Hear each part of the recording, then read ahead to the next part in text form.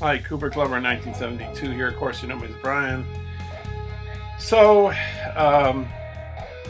oh yeah, I think I made a reference to it. Yes, I did on my last announcement last week, last Saturday, almost a week ago. It's Friday now. It's 7:43 in the evening on a Friday, November the 10th of 2023. Anyways, in that particular video, I did my regular Saturday announcement for a guitar stream, which didn't happen this past Sunday because my wah pedal broke. So I said until I resolve that issue, I'm not going to have another guitar stream, and probably would be the following Sunday, and I think it's going to be that. This video is not oriented towards that subject matter. What I'm going to talk about on this video is Criterion box sets, because I always think before I get to that, let me finish all this, and then if you're watching this because you're a movie person, you can just skip all this and you won't have to hear me yammer on about the music part of my channel. Anyways, so let me get to that. So I bought an EVH pedal, an Eddie Van Halen pedal. I bought it yesterday at Guitar Center. I had it shipped to the store because you can test things out before you buy them. Like you can test the guitar out, the amp out, pedals. So I had the pedal shipped to Guitar Center. So I went in there and I tested it out, and I noticed it wouldn't make the sound, modulate the sound, I guess is the right word. Mute, muffle out the sound, which I like to do sometimes on the wah pedal. And I did that on the Crybaby Mini wah pedal because I could just push down and it would stay down.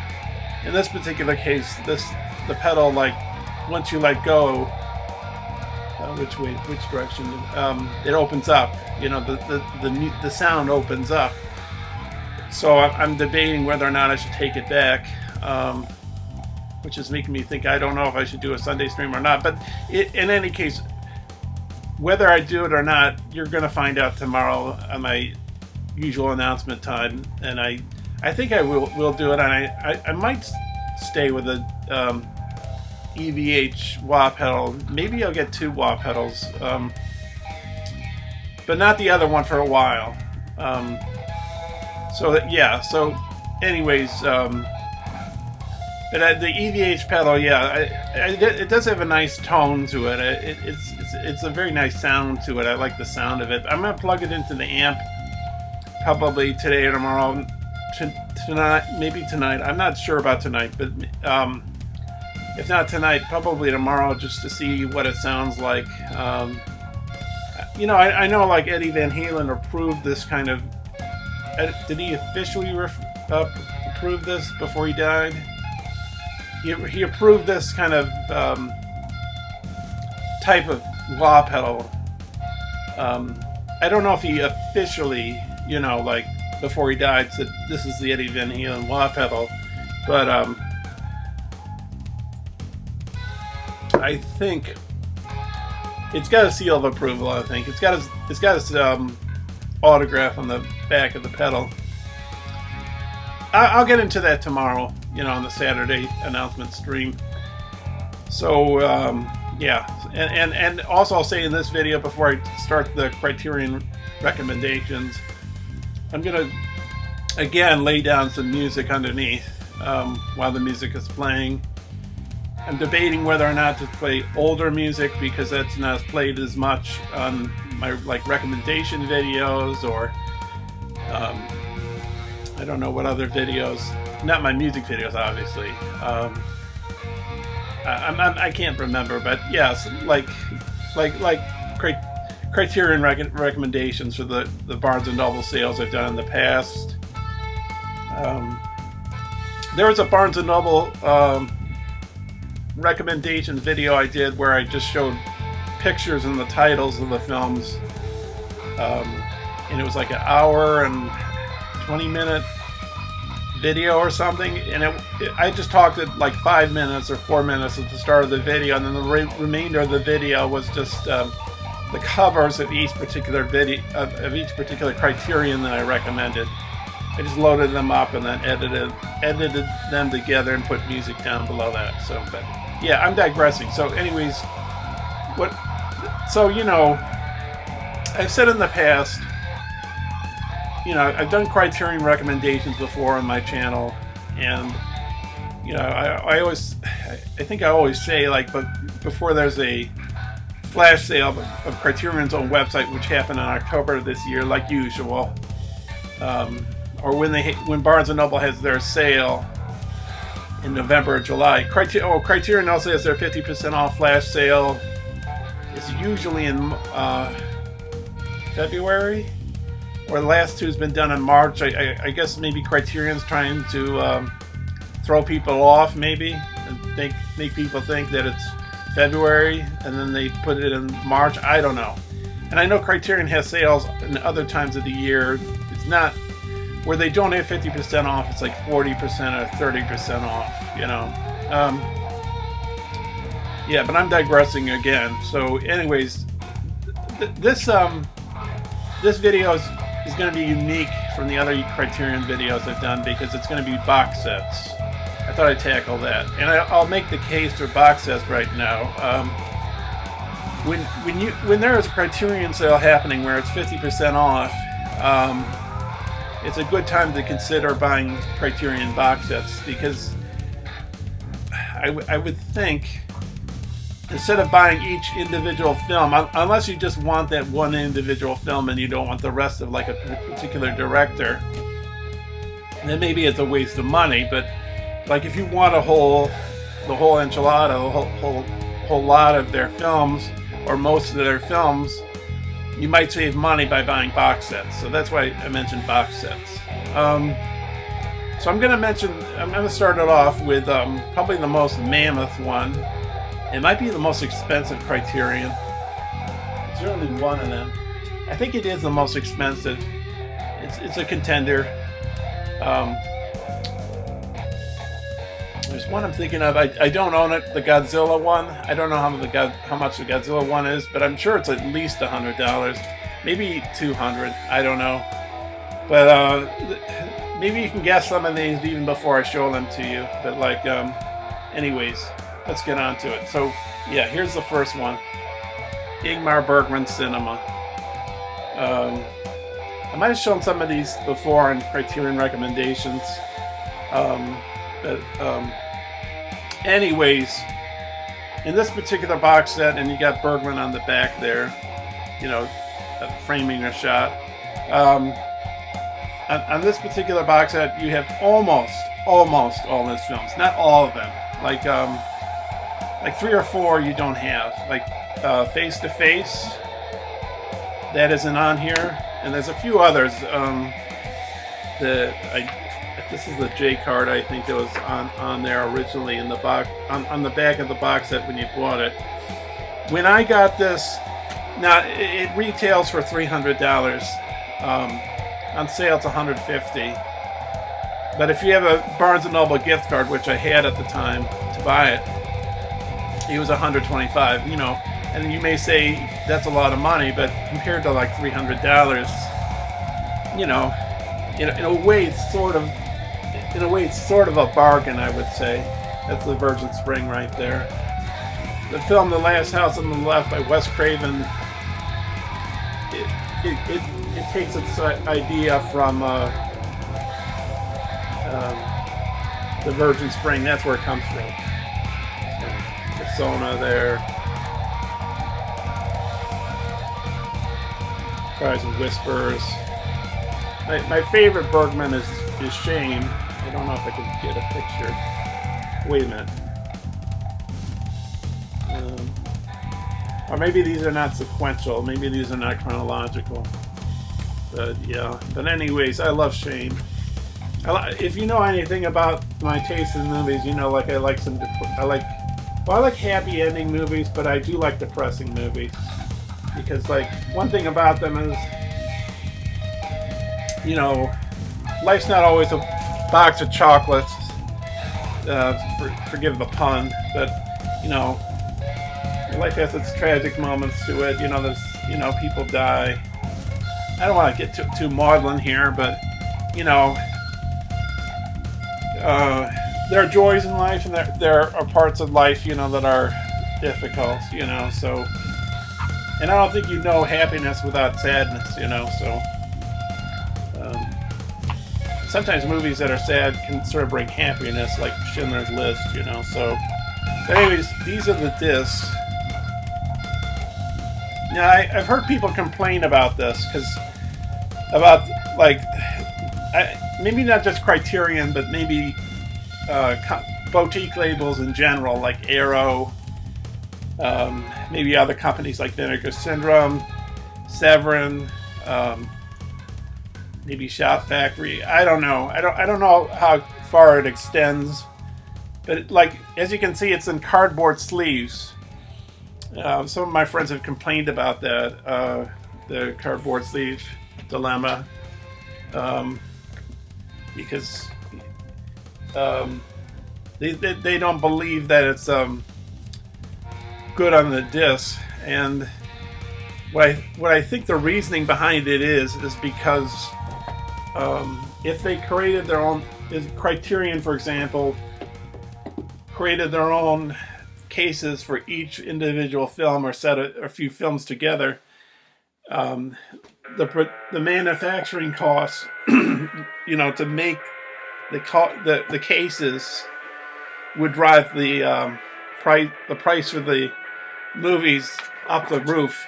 So that in order to save costs, they do things like they put the discs in cardboard sleeves. So that's what I'm thinking, you know. Anyways, that's the first one. So I'm going to stop the computer here for a second. You won't notice. I'll be right back on, and then we'll continue on. So next up, like I said it just a few moments ago, I mentioned Forrest Gump. I can't remember. It was in regards to the Ingmar Bergman's cinema box set. I can't remember the context of how I put it. Saying, oh yeah, I guess I was talking about like some movies are sad, you know, depressing. I like depressing movies. I also like happy movies, but I like a lot of films that have tragic endings. You know, and directors that I like, and you will see a few that fit that model, like Bergman, like Fassbinder and Ozu. But anyways, next up is, speaking of boxes of chocolates, they call this a few friends of mine or a friend of mine was saying that this is a box of chocolates, kind of a box set.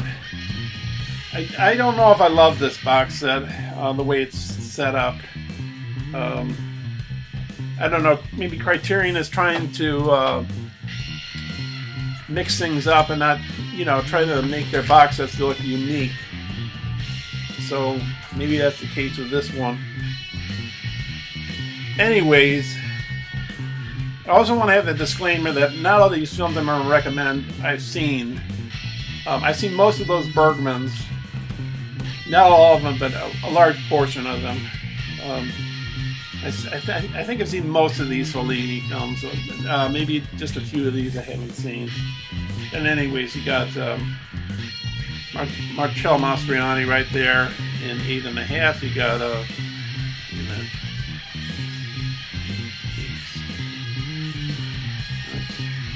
you got Anita Ekberg from La Dolce Vita. You got from Satyricon, I can't remember the guy's name, which is like one of Fellini's biggest failures, but an interesting failure. And you have Fellini's wife, Giulietta Messina, in I think that's Knights of Cabiria right there.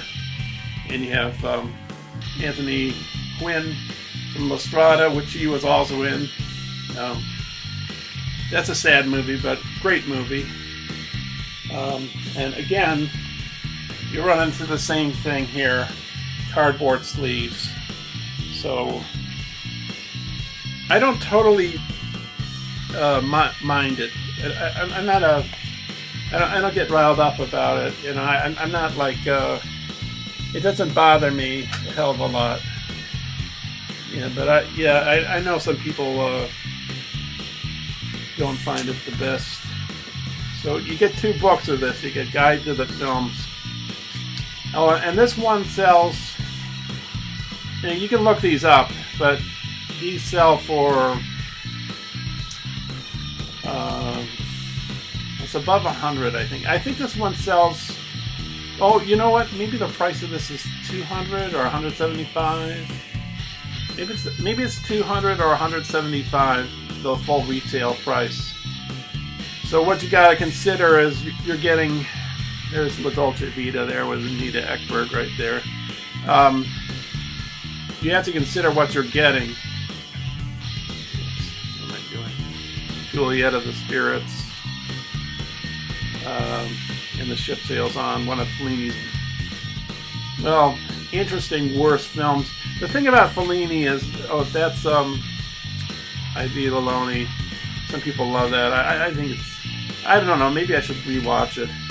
I probably will rewatch it at some point. I'm trying to show some other ones that are kind of interesting. Of course, La Strada, with Julieta Messina. And one of my favorite movies of all time, La Dolce Vita. I love this movie. I've watched it several times. I mean, if you don't want to buy all the Fellini films and, you know, buy La Dolce Vita or buy 8½, don't, you know, but if you want all Fellini's films or you like a lot of Fellini's films, then maybe this is for you, you know? So you have to I have to hustle. Well, I don't know if hustle's the right word. I have to. There's a lot of stuff to show, so this video is probably going to be long. There's Anita Ekberg. She's in La Dolce Vita. There, she's walking in the fountain of Trevi in Rome, and then what's his name? Marcello Mastroianni's character, Marcello Robini. He gets into the fountain with her, and it's almost dawn. I love the movie. It's, you know, because I had trouble sleeping when I was younger. Still, I mean, so, you know, he had insomnia and he's staying up late and partying and showing you decadence, like what the decadent lifestyle is like and what is happiness, and he has a bad relationship with his father, you know. But I sort of relate to that movie in a way, sort of like Travis Bickle, like in Taxi Driver, even though I'm not a psychopath or anything like that, but like, you know, just a character. He is a lonely guy and trying to make a meaning out of his life or whatever, you know. So yeah, and I have no idea if Taxi Driver is going to be brought to Criterion. They've brought Raging Bull from Scorsese, to put Irishman, After Hours, Mean Streets, Scorsese shorts. Am I missing any? Oh, Last Temptation of Christ. Yeah. Age of Innocence. Then, of course, I'm going to show you a little later, Martin Scorsese World Cinema Project box sets. Movies he's picked to curate from Criterion, and he has intros to each. I'll get to it when we get there. But anyways, let me stop, and I'll continue with more box sets. Okay. This portion of the video, I'm going to show 2 box sets. I'm sort of going around my room and going place by place, you know, area by bookcase by bookcase, cabinet by cabinet, tower by tower, you know, so I can say ordered somewhat, and, you know, it's easier for me to put them back, you know. But anyways, now here, so I'm going into this area where I haven't seen everything, but I've seen some of these movies. So this is the John Cassavetes 5 films. And if you like independent cinema and you want to know like where it all came from, this is the one box set for you, because like I have seen one of these movies. I think I've seen two of them. Woman Under the Influence I have seen. There's a really, really good performance by Gina Rowlands in that, Cassavetes' wife. And Cassavetes was also in Rosemary's Baby, directed by Roman Polanski, and he played the husband of Mia Farrow's character. And she was in Rosemary, of course. And then there's another one here called Opening Night. I know it's set in the theater, but I can't remember exactly how it goes. I think I saw that on Criterion Channel. I used to have Criterion Channel. I don't have it currently, but and that's another thing. If you don't want to buy any Criterion Channel is a good option as well. But anyways, that's John Cassavetes' 5 films. I know I'm glossing over that, but there's a lot of box sets to go through. So let me try to go at a fair clip on this. This one is one of my oldest box sets. My oldest Criterion box set it's Brazil. I think there's a newer edition of this, and it might be even slimmer than this. This is a nice one though, because like if I can get it out of here. And it looks like it's a little. I don't know if it's damaged. Like I don't know if sun got on it. Oh no, I think those are clouds. I think that's part of the design. But you can see it's got a see-through slipcase, and then it has the Love Conquers All version, the edited version, or is that the version that Terry Gilliam wanted?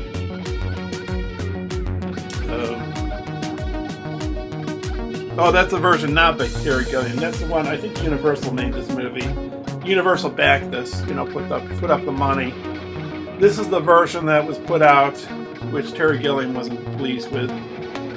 And then the disc 2, you have all the behind-the-scenes stuff, pretty in detail. And you have to remember, like with this one, this is an early DVD, so there's like a lot of notes, you read through, or pictures. So it's not as, it doesn't just play through or give you, even if it gives you just notebook notations of like, you have to go page by page. You got to read a page, read another page. The way they designed newer Blu-rays and 4Ks and DVDs, even though I guess people are not buying DVDs anymore. The way they present the material is a little bit different. But anyways, there's the original movie. And I think it has a commentary by what's his name? Terry Gilliam. Or does it?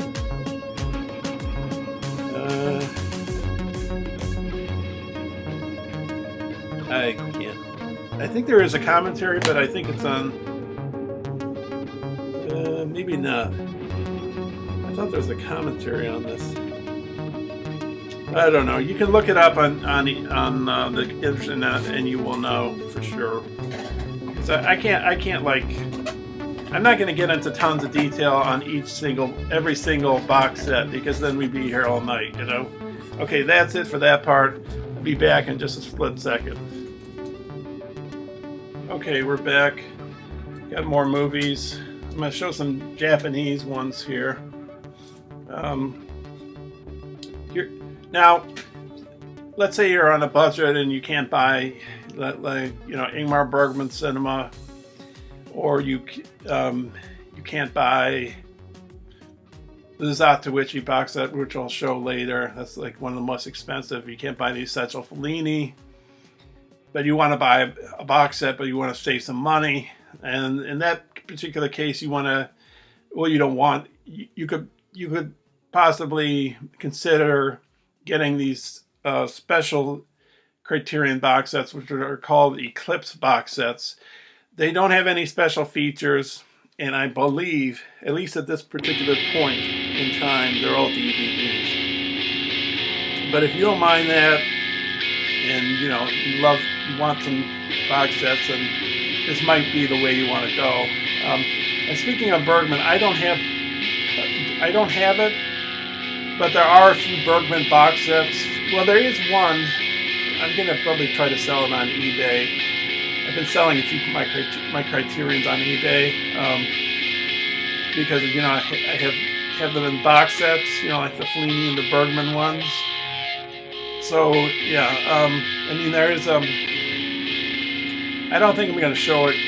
I'm probably gonna put it on eBay at some point, and it's called the Darkness Trilogy or something. Through a Glass Darkly, Winter Light, and The Silence. I'm not going to show that. I don't know. It's just too much. I don't know, but that's just too much to show. I showed you the Bergman box set, but that's a good thing you could consider. And there's another Bergman box set. It's an Eclipse. I think the title is Early Bergman. So you could consider that as well. You get films that are made before he was a heavy hitter, like maybe Protocol was one of them, and Sawdust and Tinsel. I can't remember the exact titles of those films, but it's before he was hitting home runs like Wild Strawberries, Seventh Seal, Shame, Persona, Cries and Whispers. It was before he was making those fantastic movies, it was the start of his career. Anyways, I'm digressing. This is a Japanese director named Nagisa Oshima. If you want to buy a single movie of his, I'd recommend In the Realm of the Senses, but this is a video about box sets, so but anyways, this is Oshima's Outlaw 60s. And he was a very, is outspoken the right word? He fought for immigrants' rights in Japan, and like this box that I've watched, like Three Resurrected Drunkards.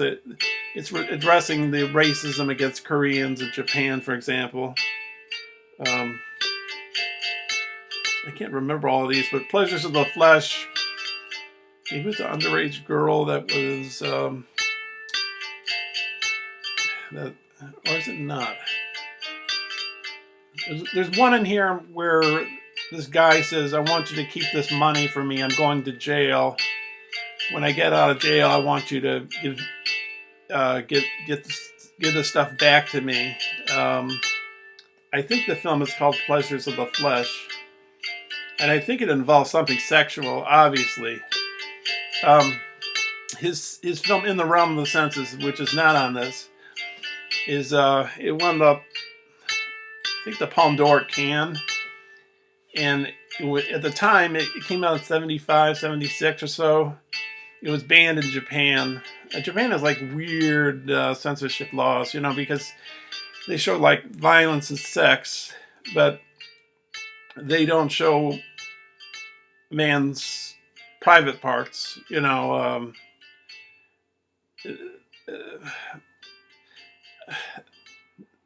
Oral sex is not shown in a Japanese movie, or at least on a man. I don't know, it's just the customs of different countries. So that, and it's done in that movie, and it's kind of controversial. And it's based on a true story, and that story has been adapted into other movies by other Japanese directors, and I think not just Japanese films, but I think it's been maybe theater and TV as well. But if you want a good Oshima film, that's a good one. Empire of Passion is not too bad either. It's a forbidden relationship. Can't remember what regards. In the Realm of the Senses, the woman is having an affair with a married man. Yeah, but Japan is at that stage in Japanese history was like the 30s, like maybe the early 30s, mid 30s. And at that time in history, Japan had occupied large parts of Asia. So maybe the film is sort of a protest against that. So anyways, you got Pleasures of the Flesh, Violence at Noon, Sing a Song of Sex, Japanese Summer, Double Suicide, and then 3 Resurrected Drunkards. So, yeah. If you want Oshima, you want to save some money and get a lot of his films, then maybe you want to get that. This one I've seen too. I like this one a lot. But, it depends on what kind of films you like and all that kind of stuff. But this is late Ozu. And Ozu was a contemporary film director. What I mean by that is he didn't shoot like samurai films like Kurosawa did, or Mizoguchi or Naruse. I don't know, but Mizoguchi was like that. He shot samurai pictures, and Kobayashi shot samurai pictures. It's not to say that they didn't shoot modern day pictures, but Ozu's films were constantly set in the modern day, when he was alive, obviously. So these movies are about like everyday life, people going to work, their relationships. Two of his best movies are Tokyo Story, which is like Sight and Sound. It's a British film magazine. They do like a top 10 every 10 years, and Tokyo Story's been in that top 10 for a number of years. It's not at number 1, but it's in the top 10. Oh, and I should have shown. Well, let me show these first. So you got Early Spring, Tokyo Twilight, Equinox Flower. They're like slice of life movies, late autumn and the end of summer, and they tend to like have titles of that nature, like Evening, Morning, all that kind of stuff. Twilight. I'm going to show some Ozu films later in the video, and I might not recommend those as highly as I recommend this one, but this is a good set. I forgot to show the pictures in this one, in the Oshima one. Pleasures of the Flesh, Violence at Noon. I can't read that. Sing a Song of Sex.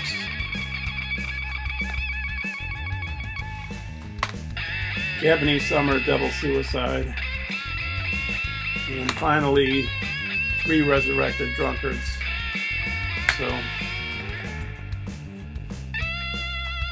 you can read reviews online and see like whether it's a good purchase or not. I mean, some of these things I'm going to show you I have seen, so I can tell you if I like them or not. Oshima's not bad. Parts, like Pleasures of the Flesh, I think was a pretty good movie. That late Ozu box set is pretty good. This is a nice box set. It might be out of print. And a few of these box sets I might have shown in my Halloween horror films I recommend. So apologies if you've seen these before. But anyways, maybe I'll gloss over this a tiny bit. Pitfall, Women in the Dunes in the Face of Another. That's sort of avant-garde horror movies. So you get the box. What's this called? Get the book. I think this one is out of print though, because I don't even think this is on Blu-ray. And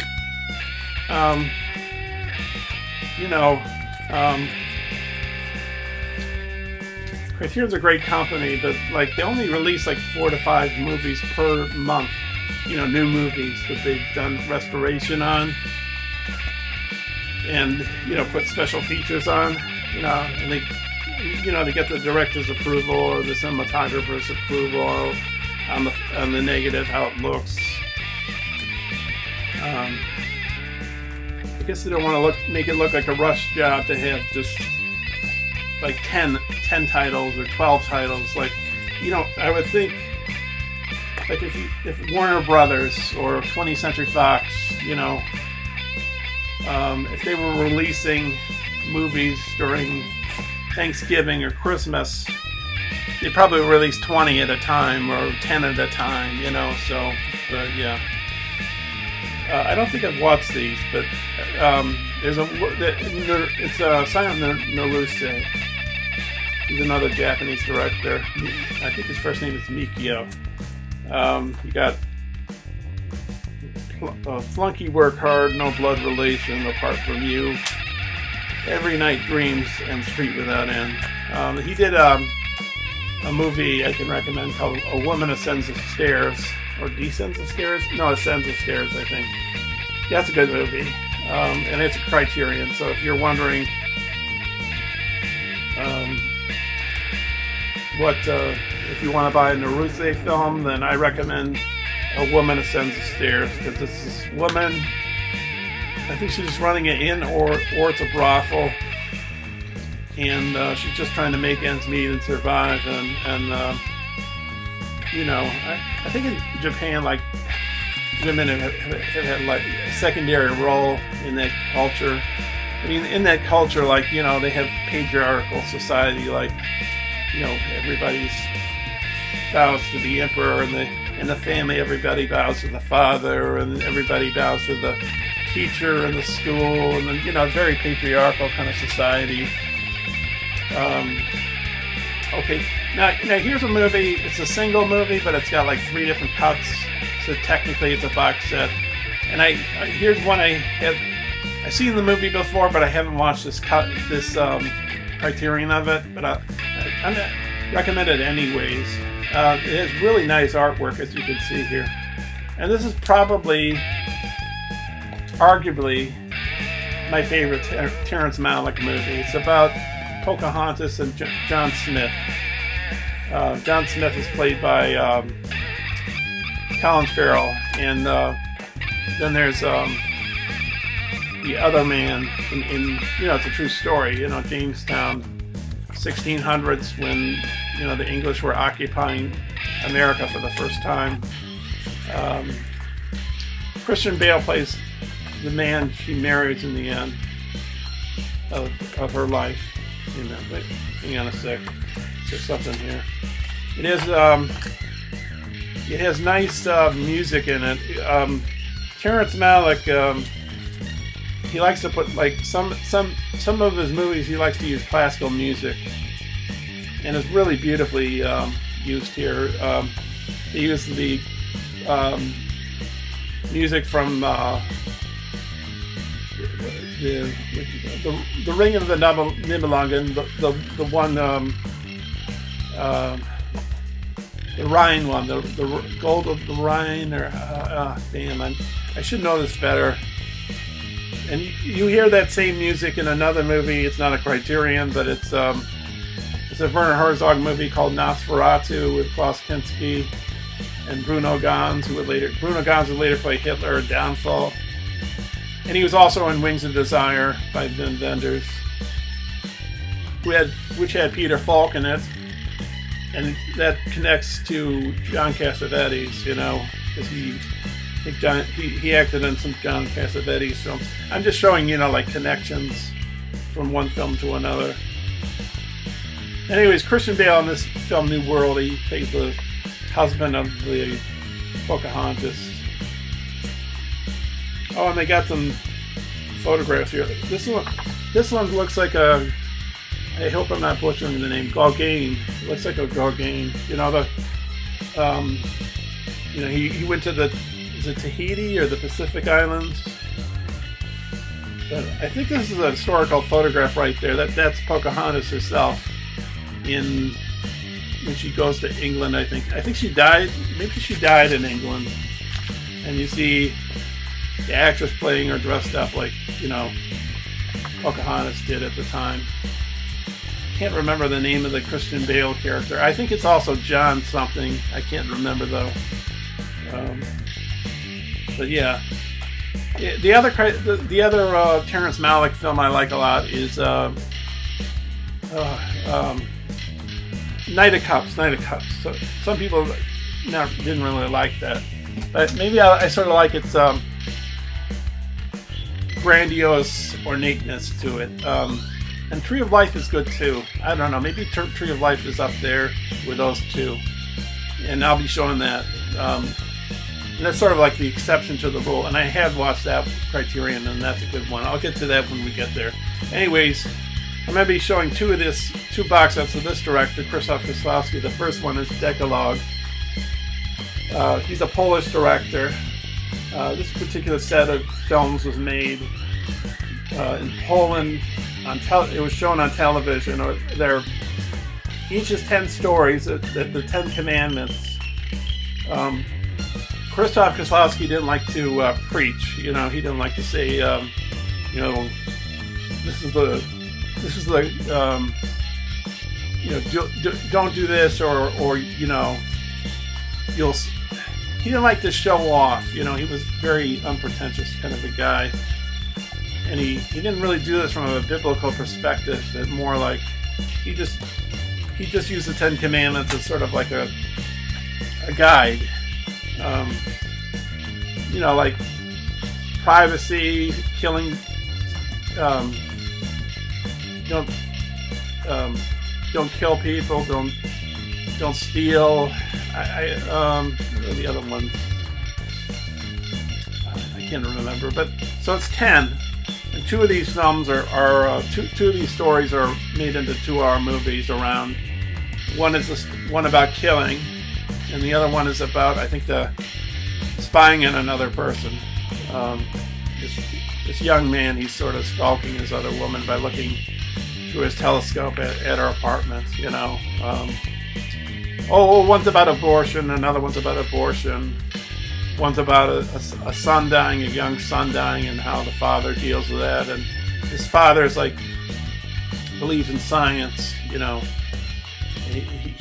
thinks he's got it figured out and everything.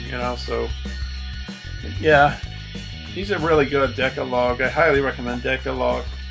If there's another YouTuber, Aaron Pinn, Aaron, and then Pynn, and he runs a movie channel. Talking about movies. He talks about other things as well, like comics.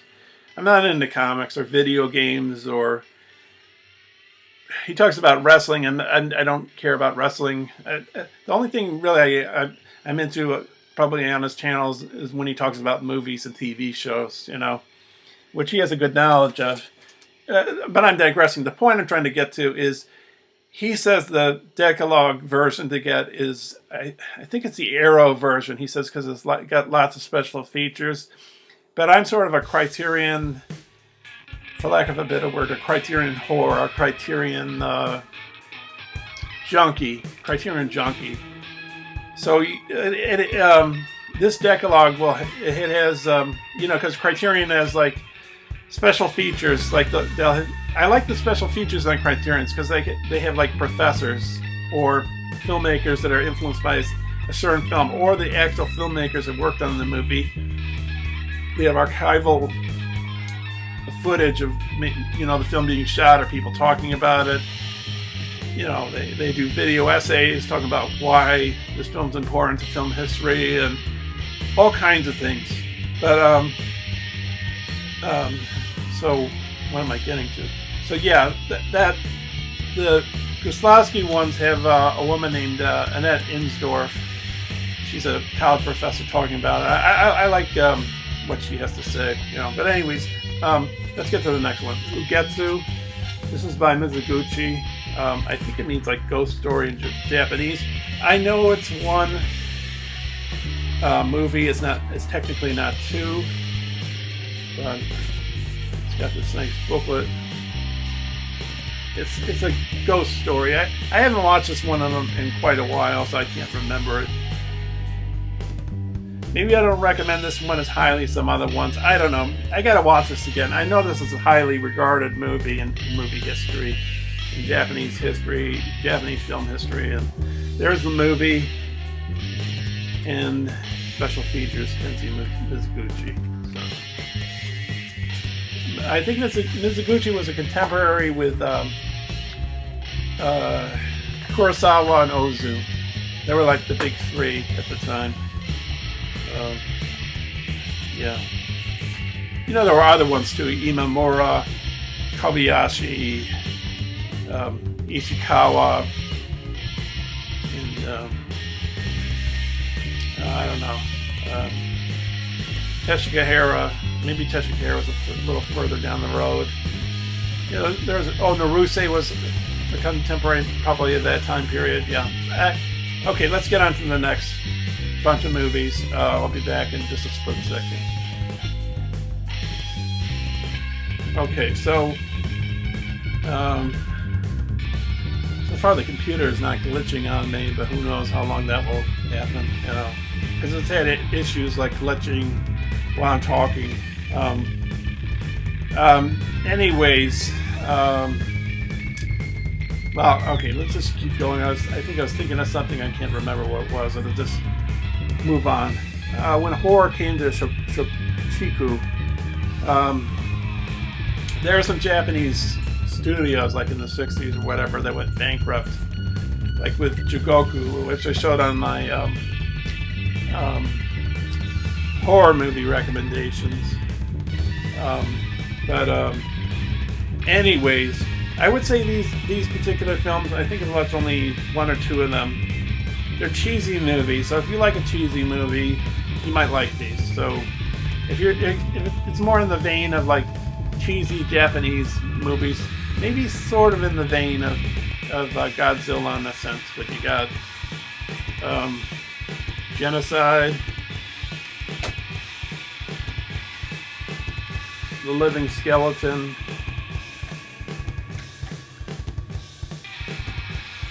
Gokei Body Snatcher from Hell. Oh, I know. Yeah, Jigoku, that studio went into bankruptcy after they made Jigoku. Yeah, that's what I was going to say. And The X from Outer Space. So there you go. So that's when horror came to Shiku. Oh, and that's Eclipse too. So when you notice this up here, that means it's an Eclipse. It's usually a cheaper price than the box sets, usually speaking. This is Nakatsu Noir. I think it's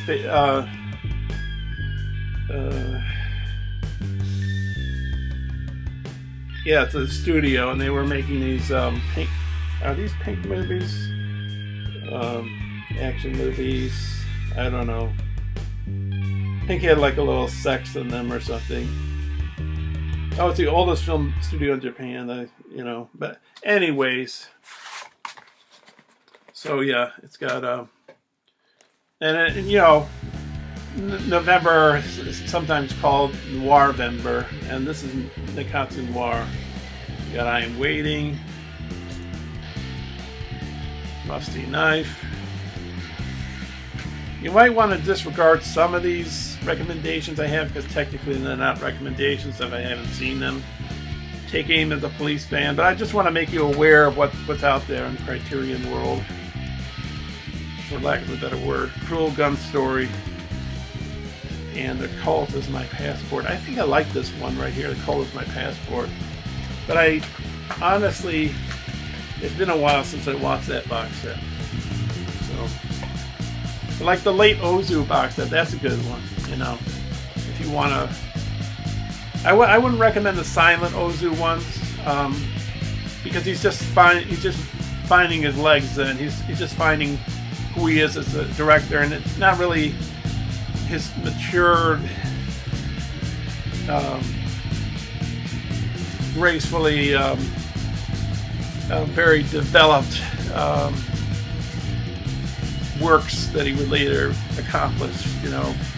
So late Ozu's way better, I think, than the silent Ozu's, because one of the silent Ozu's he did was like gangster movies, and I mean, if you watch later Ozu, he doesn't do gangster movies. He only did like a handful. It's like Hitchcock. Hitchcock did, you know, like some people say whodunit, but did you really know who the person is, who the murderer is, or it's usually the wrong guy gets accused, but you always know like who the guy is or something. I think Hitchcock didn't like being called the master of suspense, or like maybe not that. Maybe it's more like the whodunit kind of a thing. He wasn't a whodunit person because you know who did it. Something like that, you know. That's why I like Vertigo. It's not that I don't like I love Rear Window. I love North by Northwest. The Birds. Oh, I probably like Rear Window more than North by Northwest. North by Northwest is a masterpiece, but yeah, you know, The Birds, Psycho, Marnie. I think people don't even think about Marnie these days, but I think I really enjoy that movie. That was made after The Birds. It was the last film Tippi Hedren made with Hitchcock. Well, they only made 2 films, Birds and Marnie. But yeah, Marnie's pretty good. Sean Connery's in it. You know, it's about a cat thief, you know. Okay, so next up we got this by Shohei Imamura, Pigs, Pimps, and Prostitutes. So this is showing Japan after World War II and like the seedy side of Japan. So you got intentions of murder, the insect women, and what's this? Pigs and battleships.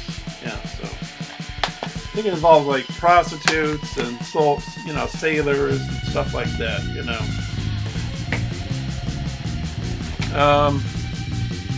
I hadn't watched this one, but you know, I have seen some of his movies. There's one I'm going to recommend in just a few moments. But this is a Eclipse box set. So if you want an Eclipse box set and you want some Kobayashi, you get Masaki Kobayashi against the system. And I just had so many movies, it's going to take a while to go through. Oh, that was another thing I was going to say. I sort of cut off some of my, I don't know if sort of is the right word. I did cut off some of my YouTube watching. I'm trying to shave some time off so, you know, I can allow some space for watching movies. Maybe even like doing things like reading books. Anyways, and listen to music maybe a little, and, you know, I'm making music, you know. Thick Walled Room, I Will Buy You, Black River, and they look cool, and The Inheritance.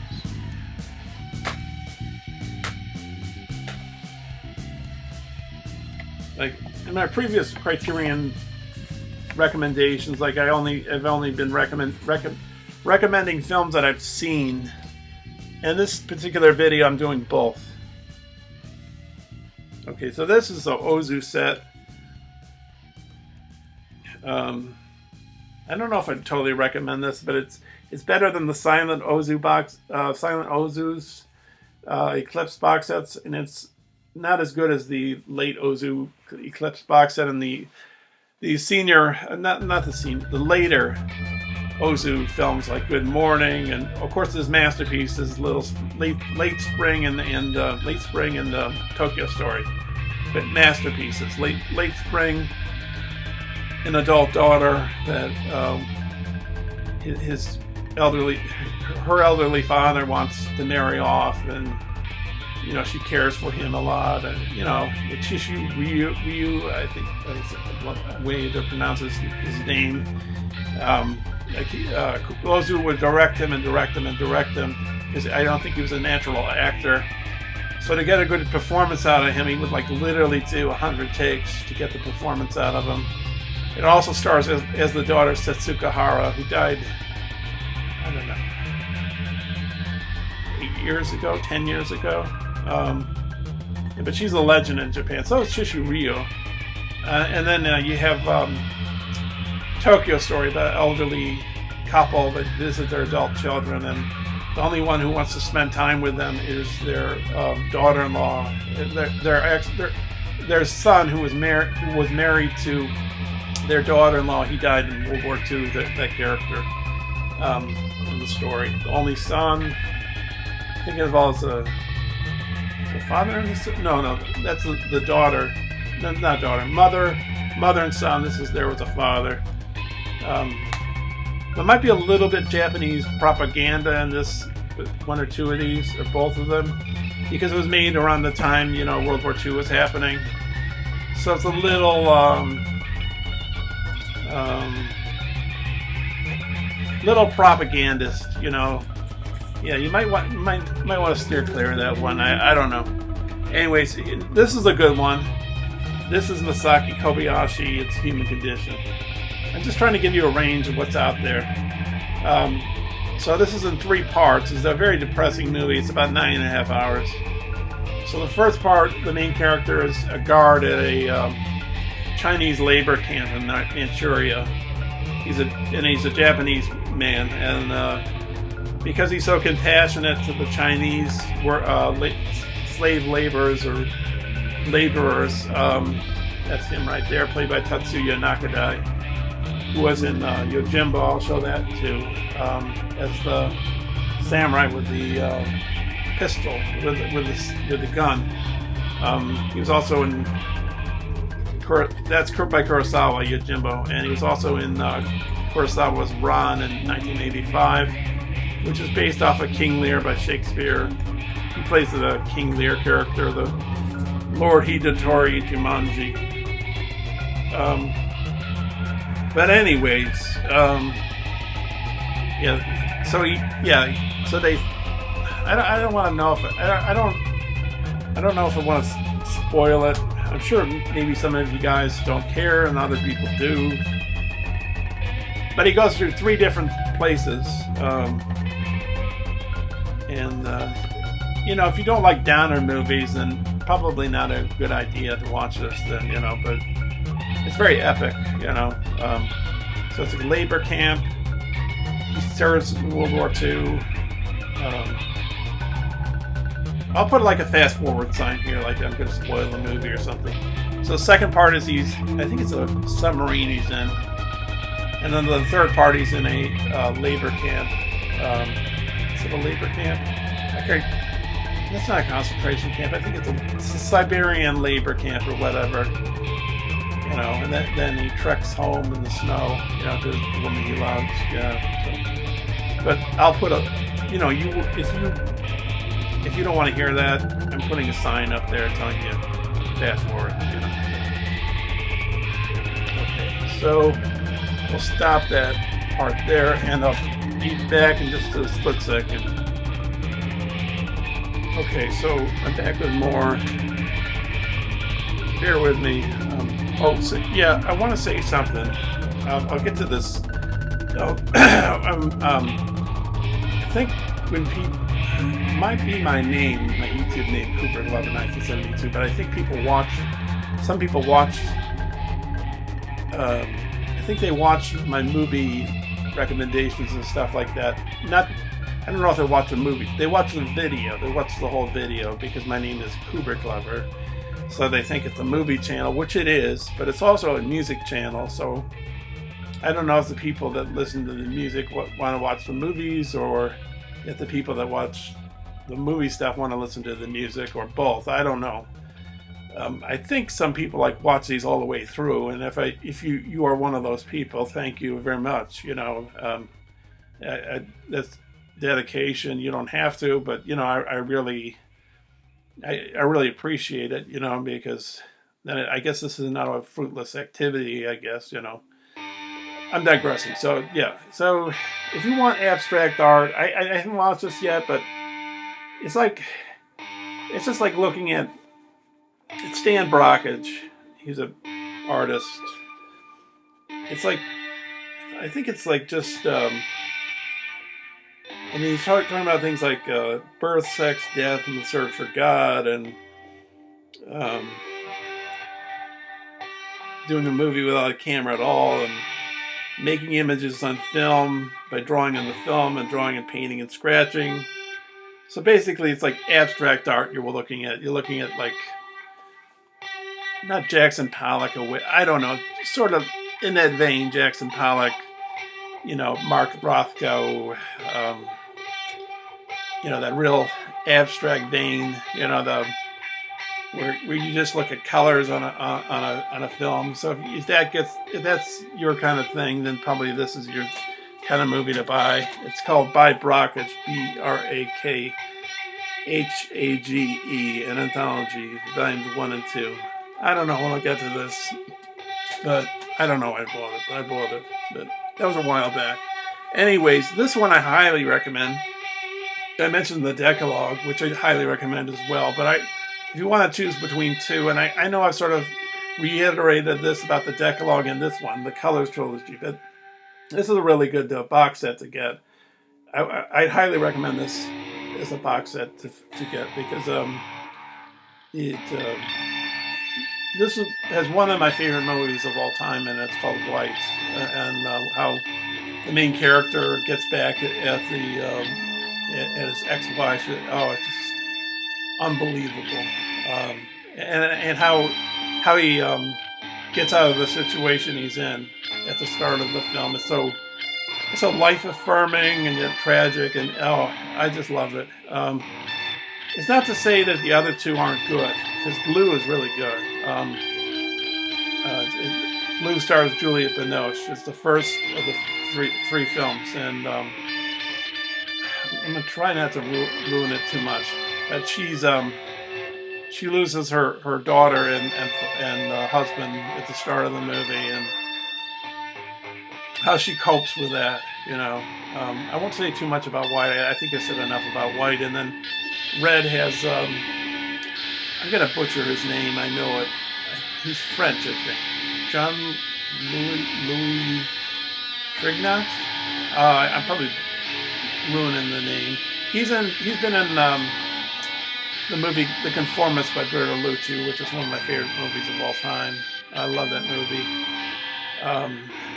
He plays in The Conformist. He plays a gay man, and so I think he's married to a woman, I guess, to avert suspicion that he's gay. And then on top of that, he joins a fascist party in Italy, because I think it's the 1920s, and he's sent on an errand. Is it errand right word? A plan to go to France. This is before France was occupied by the Nazis, and assassinate his professor. So it's got this great Plato's cave scene in it, where he's talking to this former professor in this room, and they open the shades of the room up, just like Plato's cave analogy. Oh, really good. The use of the colors, the architecture, the music, unbelievable. But yeah, I highly recommend The Conformist. It's not a Criterion. Maybe one day it will be a Criterion. But anyways, so you got Blue, White, and Red. Really nice setup here. You got that nice booklet of Kieslowski in the front there. I think it's Kieslowski, yeah.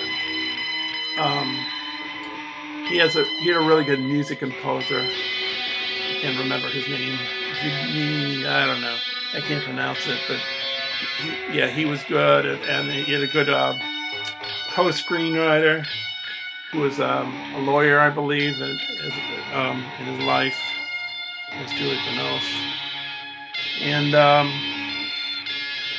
but he was a chain smoker, so he died in the 90s. And this is White. There's the main character right there. The character's name is Carol. His name is Carol. He was also in the Decalogue. I think he plays a rock musician in the Decalogue, or does he play another guy? I think he's a rock musician, and that's Jean Louis Trignac. I'm murdering the name there, but yeah. So yeah. Okay, so that's that. Now, here's a box set if you like Czech cinema. They did release a single release of one of these movies in its own edition. But if you want like a whole bunch of Czech movies, you got Pearls of the Deep, Daisies, which I think is supposed to be a landmark movie, A Report on the Party and Guests. This is when Czech Republic was occupied by the Soviet Union, and I think Daisies was made during the time it was occupied, and it's kind of a very controversial movie in a good way. The Return of the Prodigal Son, and Capricious Summer, and The Joke. So I have watched Daisies. It's a really interesting movie. It's directed by Vera. I'm gonna murder the last names. Chytilova. So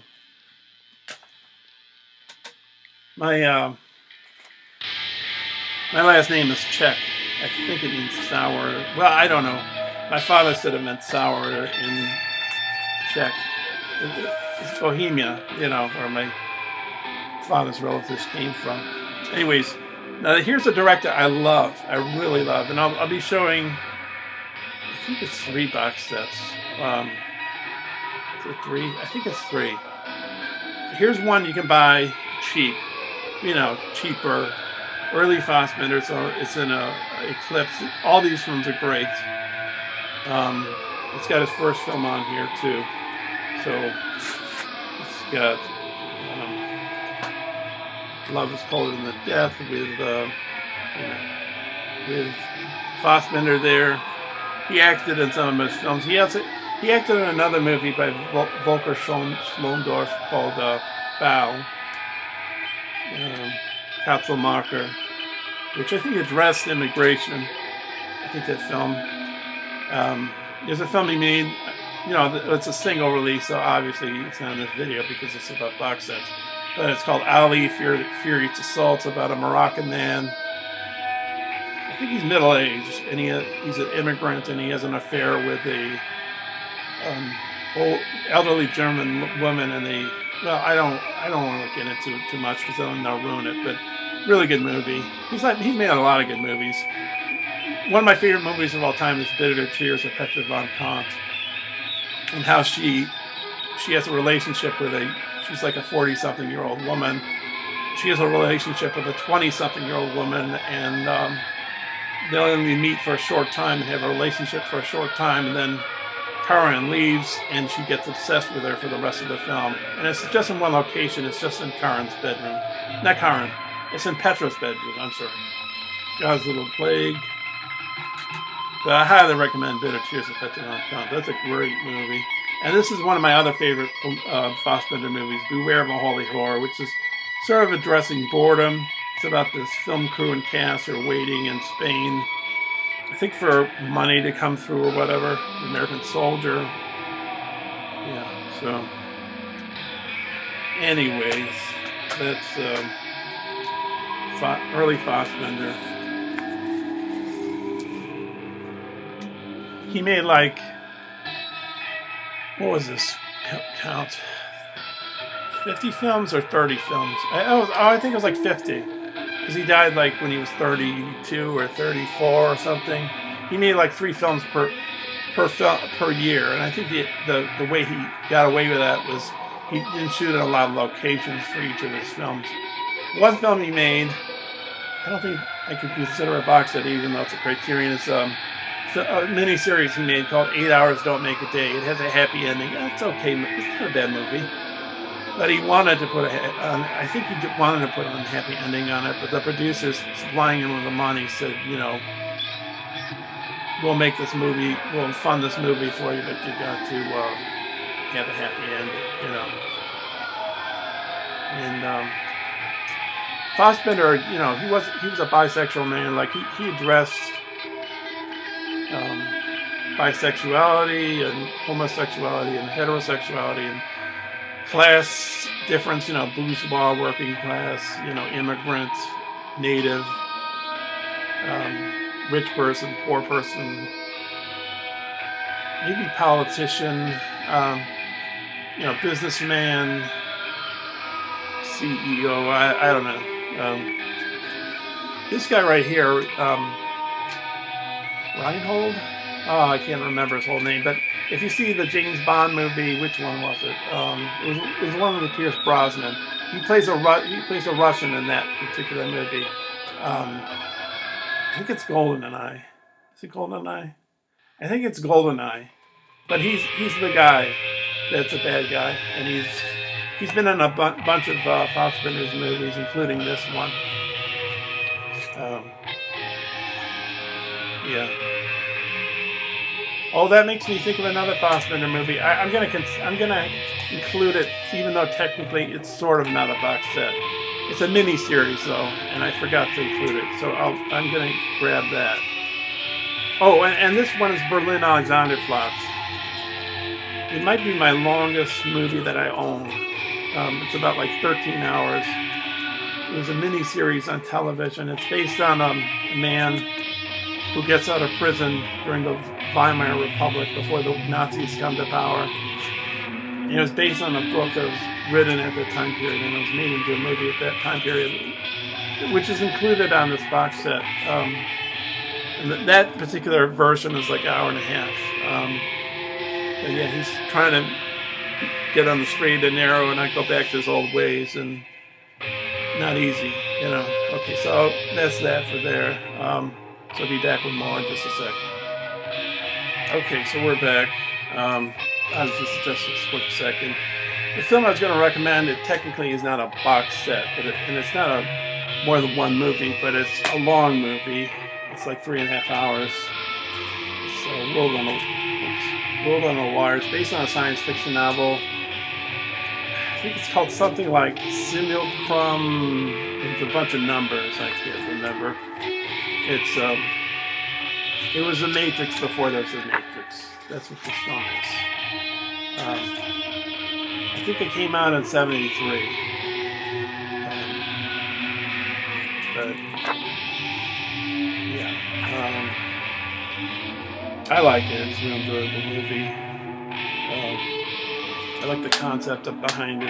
You know, and I like the fact that it's not done on a ritzy high-scale budget. You know, not that I don't like ritzy high-scale budgets. It's just with films that impress me, like The Matrix. But now this is an interesting way of tackling it too. You know, low budget-wise.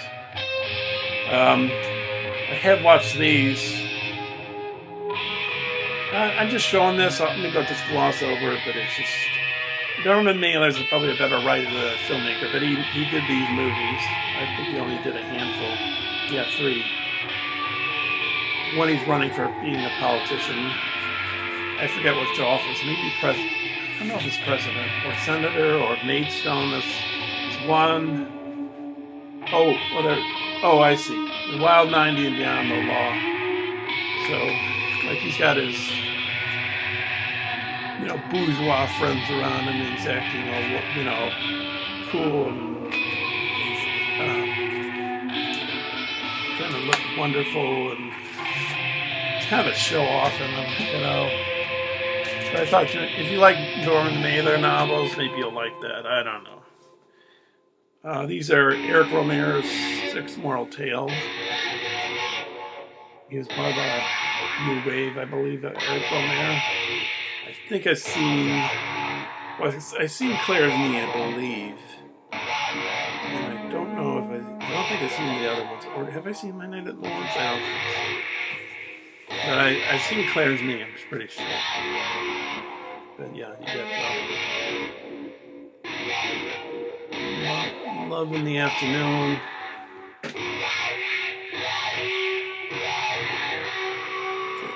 Claire's Knee, which is the one I've seen.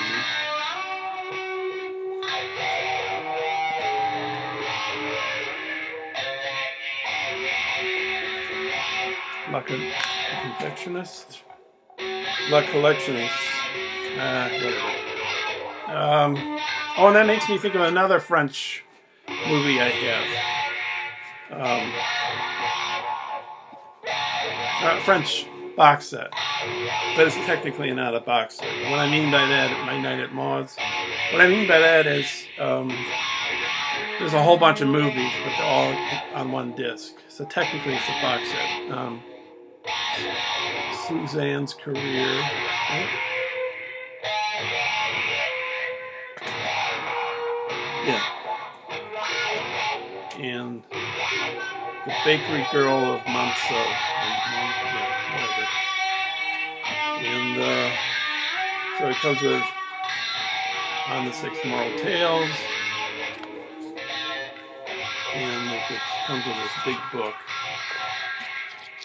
So I don't always read the books that come with these Criterions, but this is not just the case with Criterions. Like with most of the films I have. Almost always, I watch the special features. I watch the commentary. I listen to the commentary. I watch the deleted scenes, missing scenes, alternate endings. And you know, if you want to know how big a cinephile I am, like even if I've seen the movie before and the end credits start to roll, I will watch the end credits. And when I'm in a theater, I watch the end credits. You know, so that's the kind of person I am. Oh, and let me show the front of this. So here's Pasolini. This is the Trilogy of Life. I'll show another Pasolini in just a few moments, but it's got. Well, I'll just show them. It's got the Decameron, which is the one I saw. The Decameron, I think I saw. That was pretty interesting. They're Alberto Grimaldi's productions. He produced Satyricon for Fellini. And that's the Canterbury Tales. And then you got Arabian Nights. I still have yet to watch these. It's DVDs. Yeah, and you know, I'm a bit behind the times in some of this because I still have DVDs of stuff, and I'm not going to replace them all with Blu-rays because, you know, then I'm just wasting my money. You know, sometimes I'll upgrade. It all depends, you know. And in this particular, it's, you know, I don't know if you can see it awfully well, but there's artwork inside, you know, so anyways. So that's Trilogy of Life. So yeah. And yeah, so let me go on to the next part of the video. I'll be back in a split second. Okay, so back with more. Talking about Pasolini. Oh, and there's what? Oh yeah, I forgot about that French movie, but I'll show that in the next portion. Anyways, well, French box set. Technically, it's just one disc. This I got recently in July. I haven't watched it, but it's Pasolini 101. Pasolini. So yeah, it's got how many films does it have? 9 films.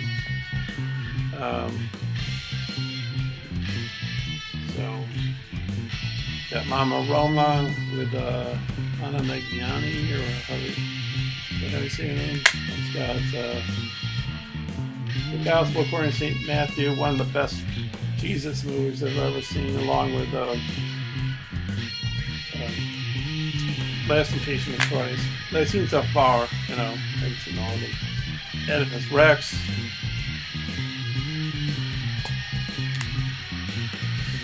Tiorama. Medea, which I think is the only film opera star Maria Callas was in. Okay, I guess it stops there. It comes with a book. I'm sort of unwrapping this right now because I just left it on. I left it wrapped for a while. I bought this a while back, though, a few months ago. So, anyways, that's the Pasolini box set. So that's, you know, well, that's one of them. The other one is like Trilogy of Life, for example.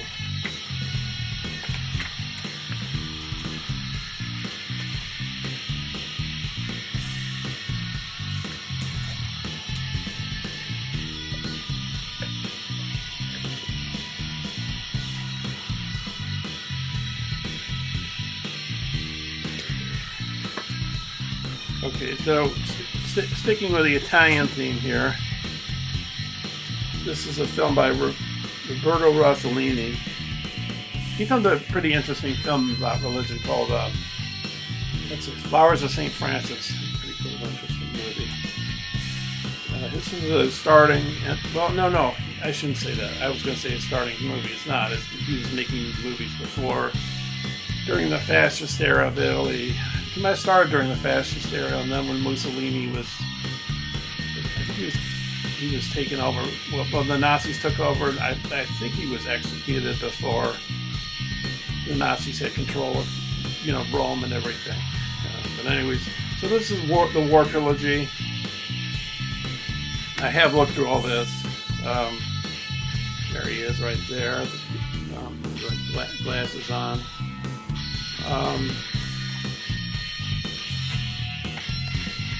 These are heavy films. Fellini worked on the script for the first one. I can't remember, but I think he's in Paisan somewhere, Fellini. So the first one's Rome, Open City, and it's got that great shot, you know, where the mother runs because her husband's being taken by the Nazis, and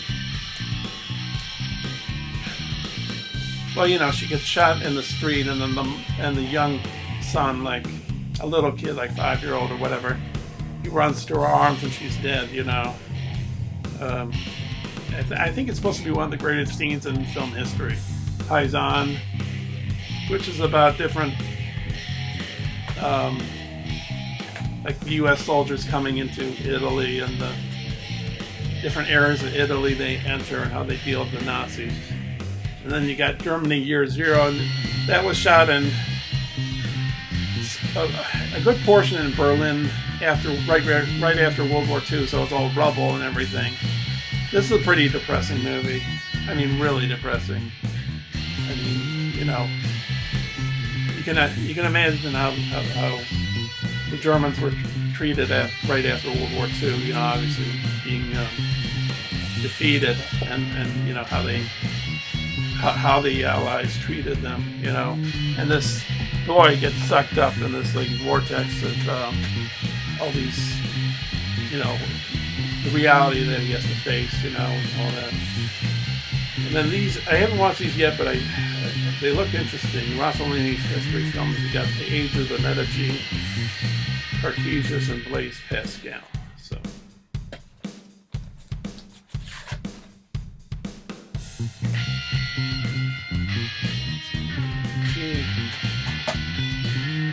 Cartesius.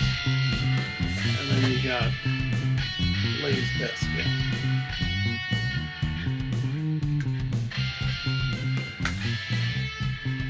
And this is an Eclipse set, so obviously you're not getting any special features here.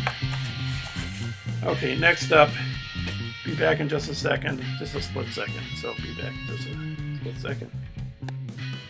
Okay, so up next, this is the one I forgot about. It's a box set without being a box set. It's Jean Vigo. I think he died.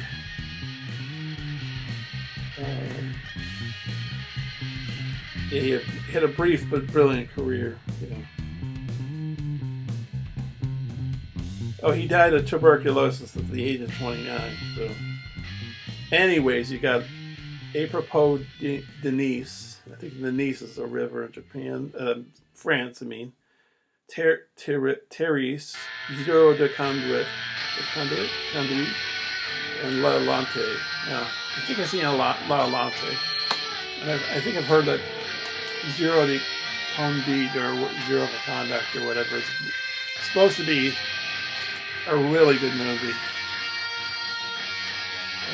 I think La Lante is like about a boat on the Seine in Paris. Or maybe it's another place in France. But, yeah. And I started glossing over that, but that's complete Jean Vigo. Now I'm going to go into some Kurosawa here. I'll just say it quickly. I think I've heard rumors that there's going to be a Kurosawa box set on Criterion. But I don't know, it's been floating around for years. They did have a Criterion box set of Kurosawa when it was on DVD. I think it was 25 movies of his. But since then, you know, nothing else, you know. But, well, you know, single releases. But, yeah, those had been happening. But, you know, as far as a box set, you know, no news. But anyways, this came as a box set. This you can get as a box set, or you can get by in separate movies. And I wanted to get this as a box set, but I had to buy them separately. And if either if you buy them separately or together, it doesn't matter. They have all the special features. They just put it together in the same box. Is basically what happens. So the first film is Yojimbo, starring Toshiro Mifune. It means bodyguard in Japanese. See my latest music video. There's this picture of Mifune in the town walking, and then the sequel, Sanjuro. That's the name of his character. Yojimbo is like the setting for. It was a launch pad for films like For a Fistful of Dollars, Quick and the Dead, Last Man Standing. There's a few of them that have been made that have been influenced by that movie. It's a good movie. And another movie he did that I like a lot is, it's not a box set, but it's sort of like a box set because it's big and it's got lots of special features. It's not, this one and the following one are like default recommendations. Like, these are the ones I really recommend highly, like if you want to buy any kind of Criterion. So I'll say it again like I said it last time for my Criterion recommendations. Seven Samurai, one of the best movies, Japanese movies ever made, one of the best films ever made. It's got romance, it's got the wives of the elderly, it's got humor, it's got pathos, is that the right way to put it? It's got sacrifice, it's got sticking to a plan, getting together. Just incredible movie. Of course, that's all vague stuff, saying romance and, humor and all that, but it's all on display in this film, and it's illustrated so well. You got Kikachiku, or I don't know. That's the Mifune character, and you got Kakashi Shimura is one of the samurai as well. The Mifune character is not really a samurai. His parents, he comes from a lineage of farmers, but he says he's a samurai. So, yeah, there's, I think, 2 commentaries on it. It's got an interview with Kurosawa by Oshima. They talked for like, I think, an hour and a half or something, at least an hour. I think it's wonderful to create on here, which comes with a lot of Kurosawa Criterions. I think it's got their Seven Samurai Origins and Influences in My Life in Cinema. I think it has one of those. It's wonderful to create. Those long documentaries on each of the. You can find them on each of the Kurosawa films on Criterion usually. That's Seven Samurai. I'm probably going to have to drink some tea in a short while because my voice is going to get hoarse at a certain point, I think. This is my default recommendation to anybody if they want to buy a Criterion. Last Emperor. Last Samurai. Last Emperor with Peter O'Toole's in this, but Ryuichi Sakamoto did the score with Kong Su and David Byrne. He died recently, I think. It's Ryuichi Sakamoto. And you got the Emperor right there, Isenjiro Puyi. Really good movie. I know I've stressed this in other videos, but damn good movie. And it's got great special features. Let me see.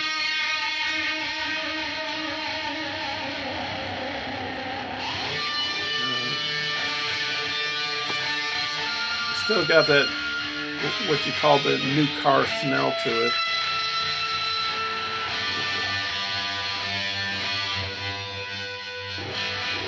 Here we go. Propaganda posters now there. He's like a puppet emperor, Isenjiro Puyi, He's an emperor name only during the imperial. I think they're called the imperialist Chinese run China. I think maybe Han Sui-yin or Chiang Kai-shek is running China then, and then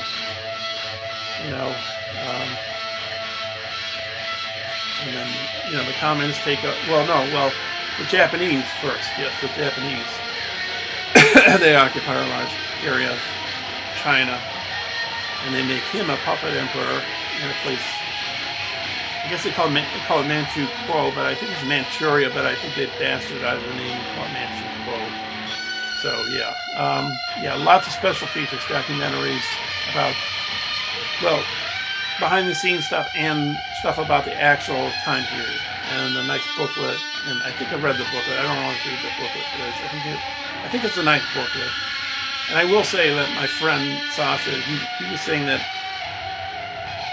I can't remember the company, but he said the aspect ratio for this other Last Emperor edition from this other boutique label had a better aspect ratio. So be aware of that, So if you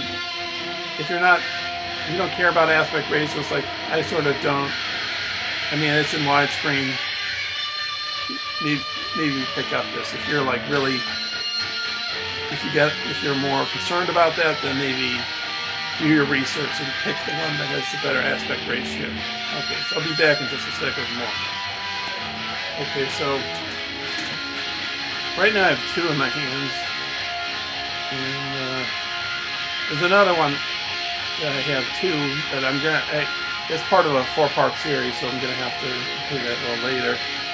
So, sort of falling on the running with the Japanese thing, we got Kenji Mizoguchi's Fallen Woman. I haven't seen this.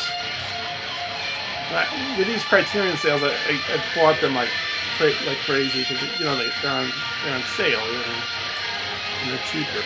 Saka Elegy, Sisters of the Gion. I think it's maybe Women of the Night, and Street of Shame. Thank you,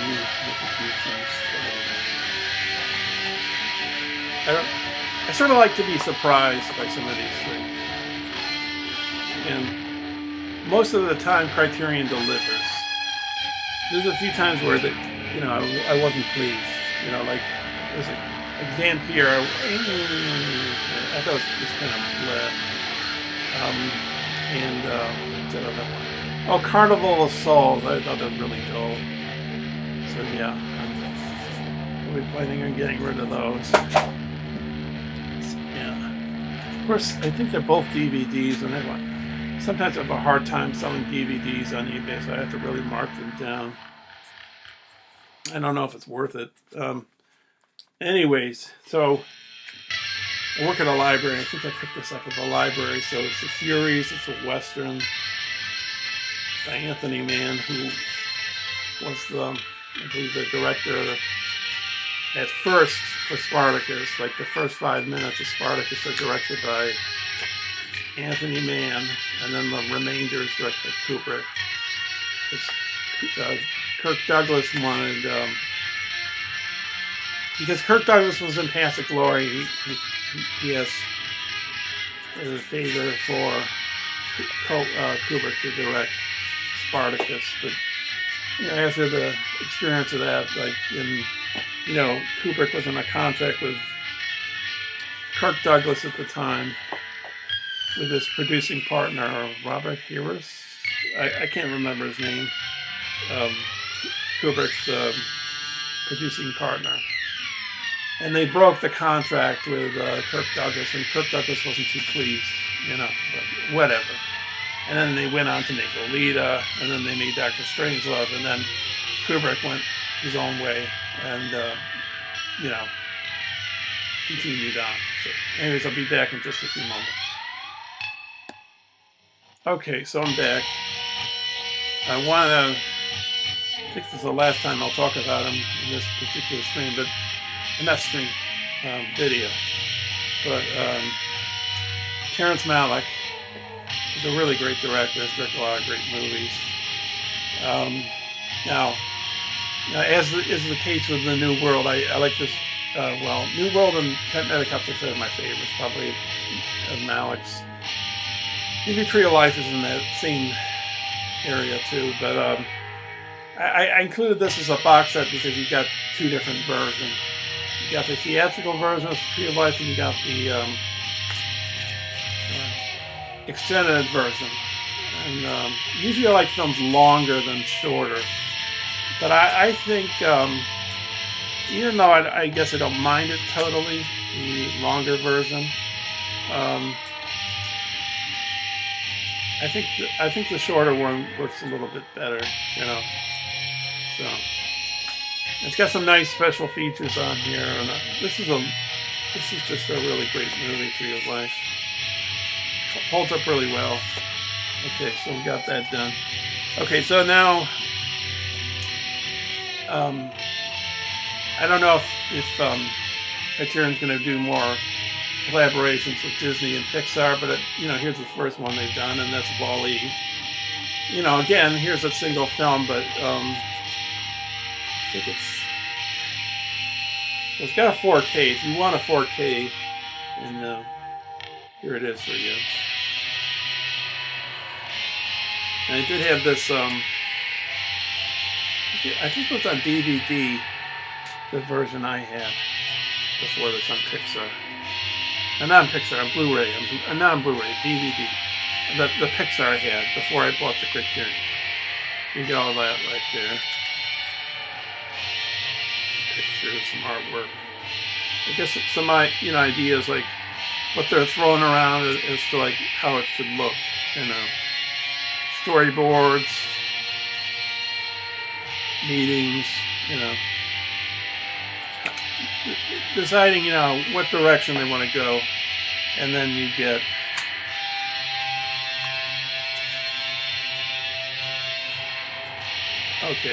two Blu-rays, and I think they're both Blu-rays. Yes, and 4K. I don't have a 4K player. Maybe one day I'll have a 4K player, but in any case, I don't know. So that's Wall-E. And then we got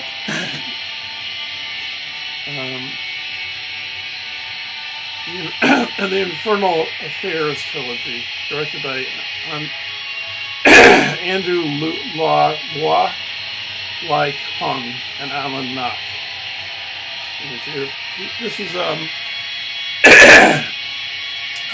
the movie, the Scorsese film that won the Best Picture that year and Best Director for Scorsese was The Departed, and it's based on this series of movies, or one, maybe the first one. So, I mean, if you like Hong Kong, I think it's Hong Kong cinema, and if you like you like the original stuff more than the American remakes, maybe this is your. If you like Hong Kong movies, like John Woo movies, because the first 10 Criterions, somewhere in there, they have The Killer and Hard Boiled, and what was I going to say about The Killer and Hard Boiled? Oh, so I believe they're out of print, and so they're out of print, and but I have an edition. I got it through a friend of mine because, there's a place called Hong Kong Rescue that does these great, I guess a lot of people say they do great transfers. They got all these special features from all the different editions of the movie. Basically focusing in on like martial arts movies in Hong Kong cinema. That's why it's called Hong Kong Rescue. So, I bought Hard Boiled and The Killer from the guy, and I canceled one of the orders, and then the other order came to me, but it came 14 months later, whatever, and I asked for my money back before that.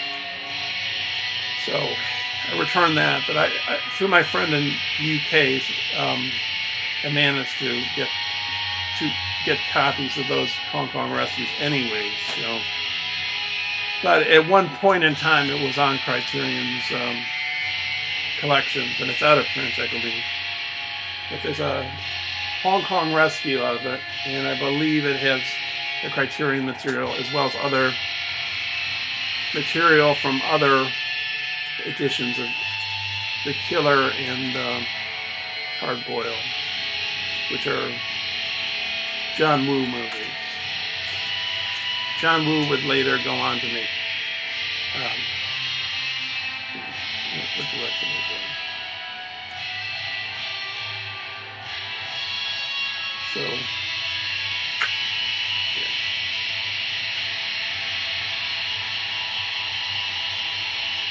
yeah.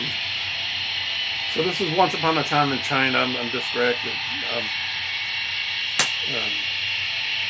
It's got what's his name? Jet Li. I think Jet Li's in these. Bought a few years ago. So this is Hong Kong cinema too with Jet Li. Yeah. So, sort of got semi-distracted. Anyways.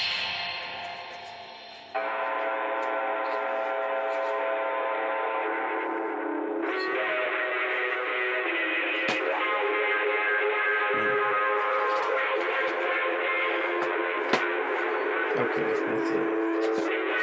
So, be back in just a minute. Okay, so back with more. I want to make an announcement. I'm going to show my pickups of my Criterion from this past July. I just didn't get around to doing it. And but I got a Criterion from this month's sale.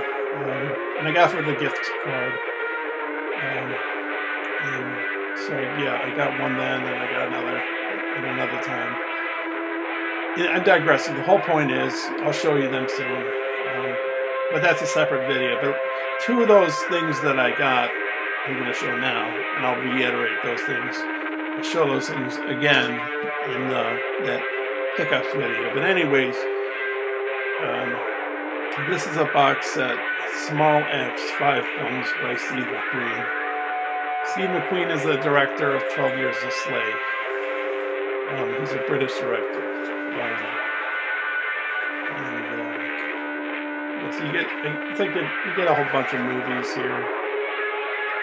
Mangrove, Lovers Rock, Red, White, and Blue, Alex Riedel, Education, Small X. I think Small X is, or maybe that's the title of the box set. Not quite sure and all that.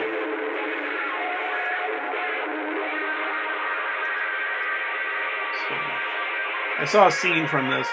I think it was on Criterion's website. They had a clip of it.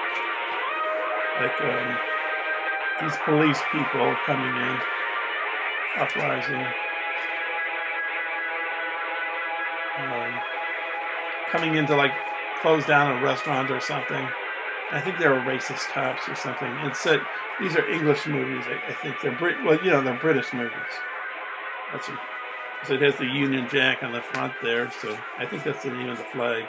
The British flag, the Union Jack. And I got this one by Lars von Trier. It's a Europe tragedy, the element of crime epidemic in Europa. And I'll show you the movies. Got the element of crime there. I don't know if this is a booklet. Oh, yes, it does. Or is it a pamphlet? No, it's a book. You know, sometimes they have pamphlets. Even though I don't always read what they say, I don't always read them. I think I've only read a handful of their books. Like I read Blow Up, I think, and I read by Antonioni, and I read Last Emperor by Bertolucci. But yeah, so what direction was I going in? Which direction did this come in? Okay, so the element of crime. That's the first one in the box set. And then you got Europa. Lars von Trier sort of seems to have a mean side to him, a sadistic side to him. I don't know. Watching some of his movies, not that they're all, not that his films are bad. It's just I think he's supposed to be kind of sadistic to his actors. Maybe they get the performances he wants out of them. I don't know. But if you see his films are pretty radical, the way the characters are treated. Yeah, I have a few of his other movies too. I'll be back in just a second. Okay, so I'm back. So this is the first films of Samuel Fuller. It's got I Shot Jesse James, The Baron of Arizona, and The Steel Helmet. I think the first two. I think The Baron of Arizona is a Western as well. I Shot Jesse James as a Western, I think. The Steel Helmet is set in Korea, during the Korean War. I was watching The Steel Helmet with friends of mine, and the image froze at this Buddha, this image of this Buddha, the DVD froze. So I don't know if it's good or bad, if it's salvageable. But this one right here, the Steel Helmet. So who knows? But basically, I never run into a problem with Criterion, or any label for that matter. Most of the time, things go along swimmingly. It just happens here and there.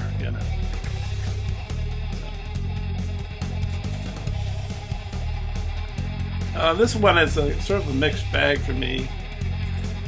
America Lost and Found, the BBS story. You can buy, because it's got head on here, Easy Rider, 5 easy pieces, Drive, he said, A Safe Place, Last Picture Show, The King of Marvin Garden. So some of these films are pretty good, and then some of them are kind of bleh. So you might want to adopt the strategy of just buying the ones separately that you like, unless you like to get the whole experience, which I guess is what I wanted when I watched these movies. So Jack Nicholson is in a few of these, or maybe a whole. He's in a good portion of these. So it was a production company, and I think the BBS stands for Bob Rafelson, and who was the director of The King of Marvin Gardens, I think, and he was director of what's that movie? Well, it says right here. Or maybe not. I don't know. He was the director of King of Marvin Gardens, or I don't know. I think he was. Oh yeah. Because he did 5 easy pieces. That's the film. 5 easy pieces. Now, if you know cinema history, Jack Nicholson. He's in a diner with three women, and they're seated at a table, and a waitress comes up to them, and she says, "What we have?" And he says, "I want to have this, this, and this." And today, when you order something in a restaurant, you say, "I don't want mayonnaise on my sandwich," or could you put salami in my I don't know. I'm trying to think. In my fish sandwich, or can you put can you put mayonnaise in my just ingredients that don't go well together? I'm exaggerating, because he makes this point. He wants this toasted, and he wants this done, and he says to her, "You have a toaster, don't you?" So and he says, "Now I want you to hold the chicken between your knees, and you haven't broken any rules." And she points to the sign, and she says, "No substitutions." And then he blows up, and he just shoves all the stuff on the table, off the table. Blows up at her.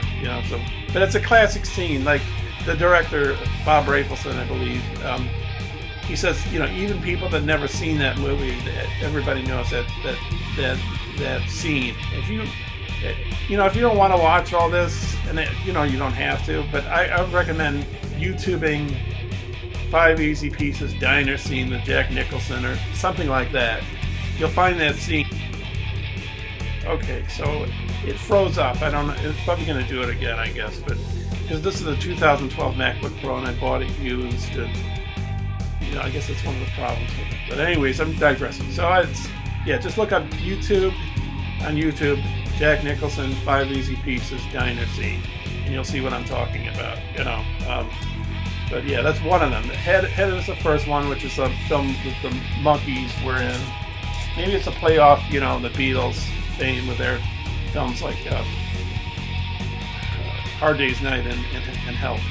Easy Rider, that's a classic. That's directed by Dennis Hopper with Peter Fonda. Dennis Hopper and Peter Fonda, the actors in it. Oh, Jack Nicholson's in it. I think that's the start of Jack Nicholson's career.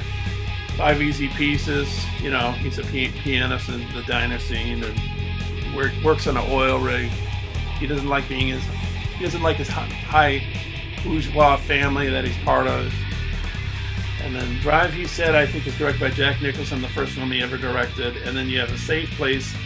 It's directed by Henry Jaglom, and Orson Welles is in it, and Jack Nicholson. And I guess Henry Jaglom did there's this book my friend gave me about Orson Welles being interviewed by Henry Jaglom. It's supposed to be a very interesting book, but this movie, at least, oh God, it's awful. Safe Place, but the better movie that came out at the same time was The Last Picture Show. They're both produced by the same studio, and this was directed by Peter Bogdanovich. It's a really good movie.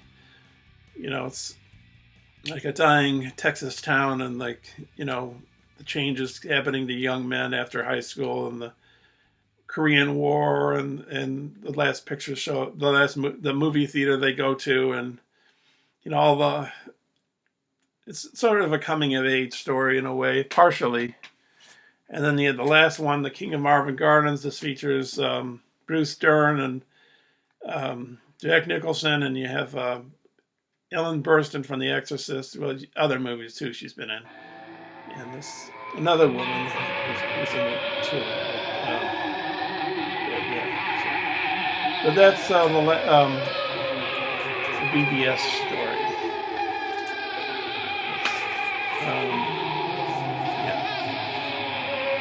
And you get this book. Oh, I think I showed the book. You get this book here. So that's the BBS story. Mixed bag, I would say. So, if you want to get Easy Rider, you want to get 5 Easy Pieces, you want to get The Last Picture Show, maybe buy those separately. I think all those titles separately are on Criterion just by themselves, so weigh the pros and the cons. This is a movie, maybe not everybody's going to like this. It's more pedantic, or maybe more of a teaching tool, or more of a historical document. It's by Sergei Eisenstein. He was a Russian director, and he made these films during the time Stalin was the leader of Russia. So he made the first one is Alexander Nevsky, which is based on an actual. I don't know if he was a Tsar, and he's living in the 1200s, and he's fighting the Tardans, I think, the early Germans, I think.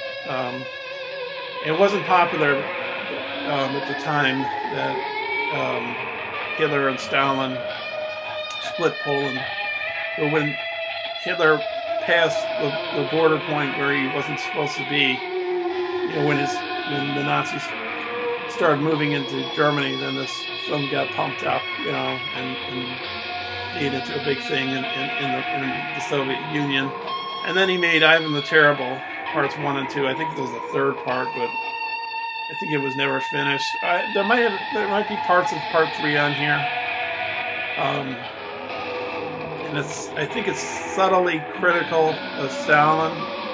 Maybe Stalin, I don't know. I think Eisenstein died mysteriously, but it sort of like has hints like of a secret police state, like you see eyes painted on the walls, you know. So it's kind of interesting, artistically speaking, but it's not like dazzling entertainment. You're not going to get that. So you might find these boring, in other words. This is a documentary. It's about the Holocaust. It's like, how long is this? I think it's like 9.5 hours long. Don't watch this if you don't like really, really depressing stuff. That's my thing. But it was directed by Claude Lanzmann, he's a French Jewish man. I don't know if he's still alive. I'm not sure. It took him about 10 years to make this. It came out in '85. He interviewed Jews who survived the Holocaust, you know, who survived the concentration camps.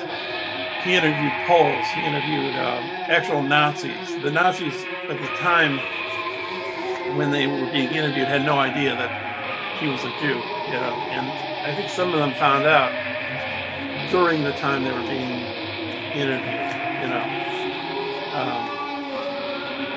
But anyways, the film shows.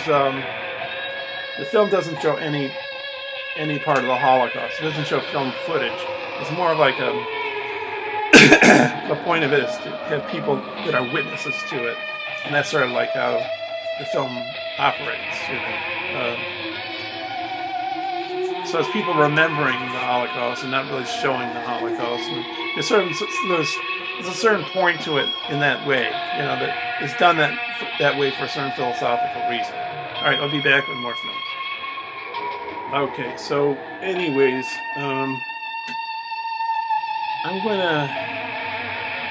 this one's out of print, so probably you can't obtain it. So, but I'll just, it veers into another one about the same person. This one is, and the recent release, the other release has come out recently, but it's not a box set, but it merges with the other one. This is The Man Who Fell to Earth. I think it's out of print. It's a David Bowie movie. I think it was directed by Nicholas Roeg, if I'm not mistaken. Yes. Yeah. Nicholas Roeg, I believe, yes.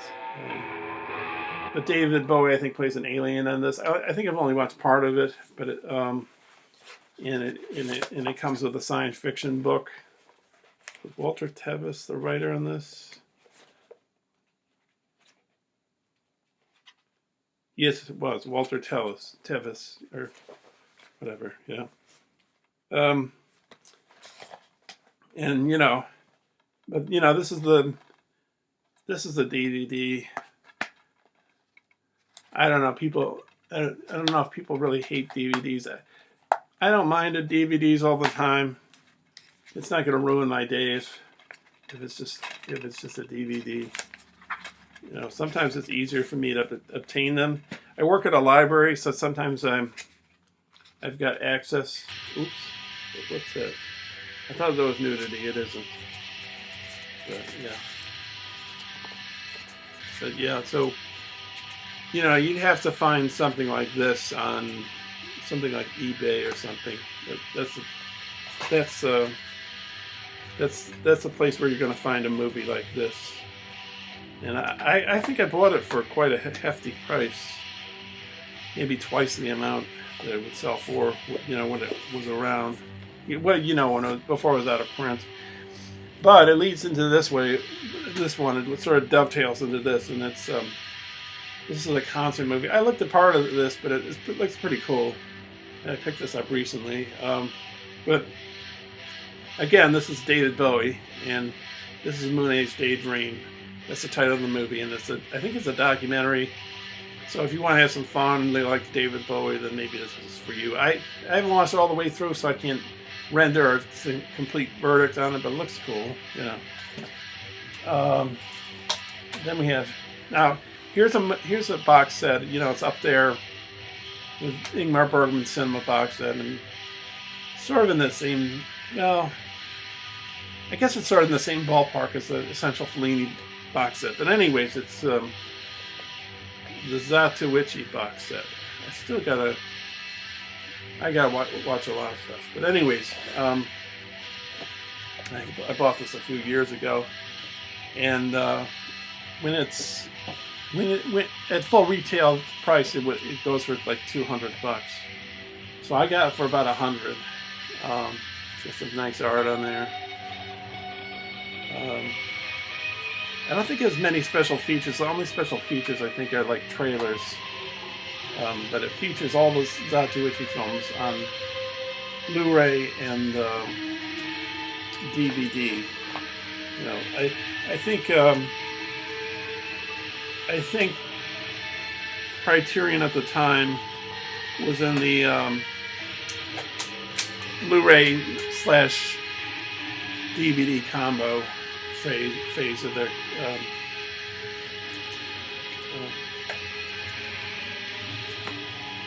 phase time. That was the time they were moving from DVD to Blu-ray. I mean, they still sell DVDs, but I mean, like now they sell them separate. You know, if you want a DVD, you get it separate. So, or a Blu-ray, you don't get it with a DVD. You know. But anyways, I'm probably not showing them too well. But yeah, you got these illustrations with each movie.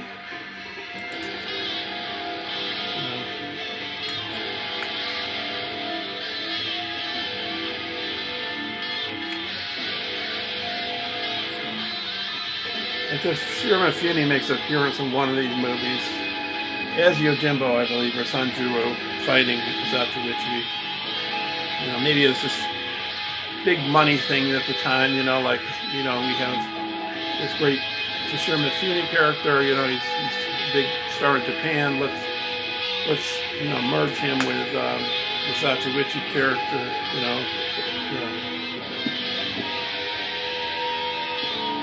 Maybe that was a good financial strategy. I don't know. But in any case, he's in here. Yeah, so he's in. I think he's in one movie of the Zatoichi films. Yeah, so Zatoichi's a blind swordsman, basically. So, and I think they were very popular movies in Japan. But yeah, I got tons of stuff to watch. Anyways, I'll be back in a second. Okay, so anyways. Talking about Japanese films again. These are a series of movies. Lone Wolf and Cub. These are really entertaining. A lot of fun. It's a father and his infant son. He takes in a baby carriage. I can't remember how all of them go, but there's one where these people come out of sand and surprise attack, and baby carriage with like spears in it and arrows and stuff. You know, I'm not doing it justice really, I think. But yeah, a lot of fun. You know, I think with Japanese movies, you have to realize that they're violent and that they're kind of sexual. You know. But yeah, a lot of fun. Lone Wolf and Cub. I know I'm glossing over some of these, but partially because I can't remember, and partially because I know this video is going to be really long. But anyways, here's a Fassbinder box set that it's called the BRD Trilogy. I don't know what BRD stands for. It must be something. I don't know. It takes its title from the Bundesrepublik Deutschland. Something Germany. So, Republic Germany, Republic something, I don't know. But, anyways. So it's got the Marriage of Maria Braun, Veronica Voss, and Lola. Marriage of Maria Braun is about a woman. I think she gets married. before World War II ends, and she wants to know where her husband is. I don't know. It was a really good movie, though. I recall that, you know.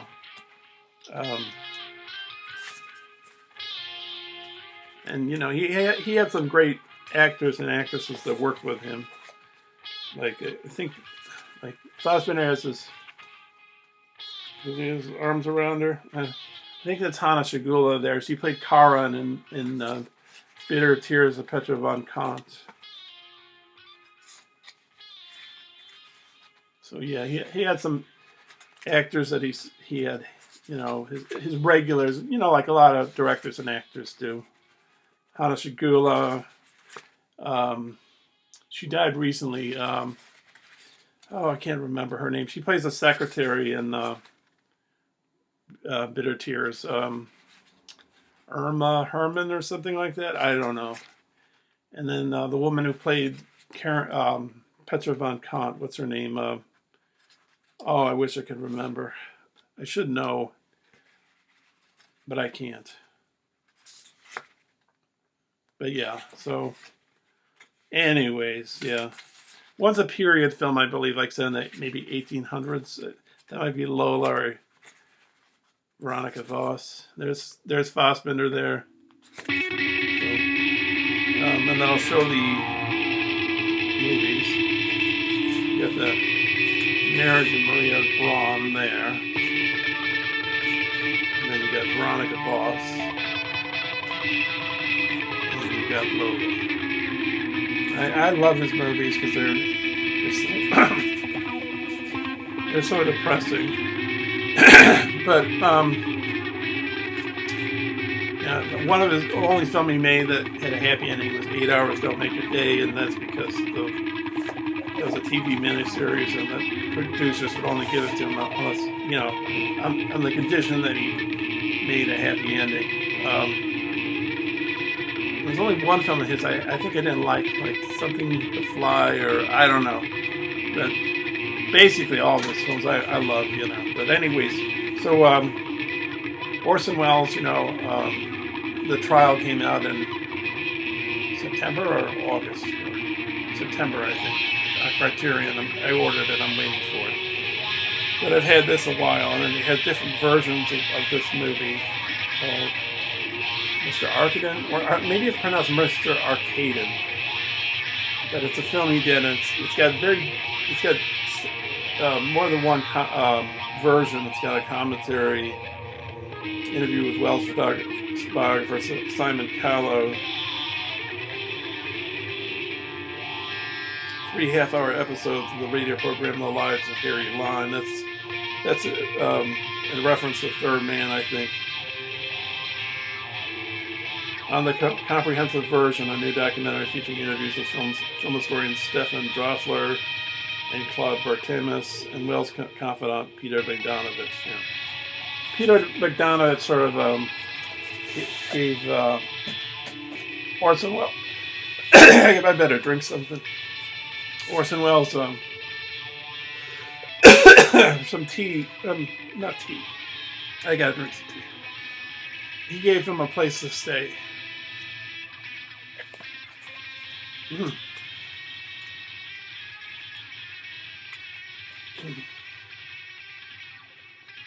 I guess it's a book or something.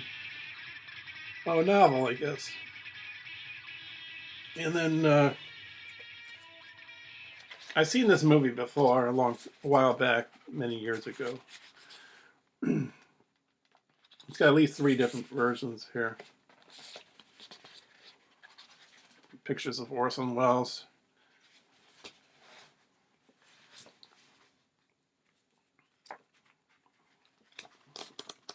Yeah. So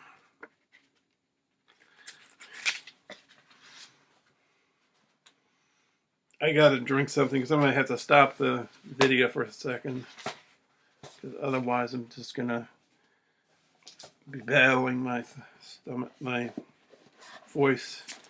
So I'm gonna stop it for a split second, and then, you know, I'll be back.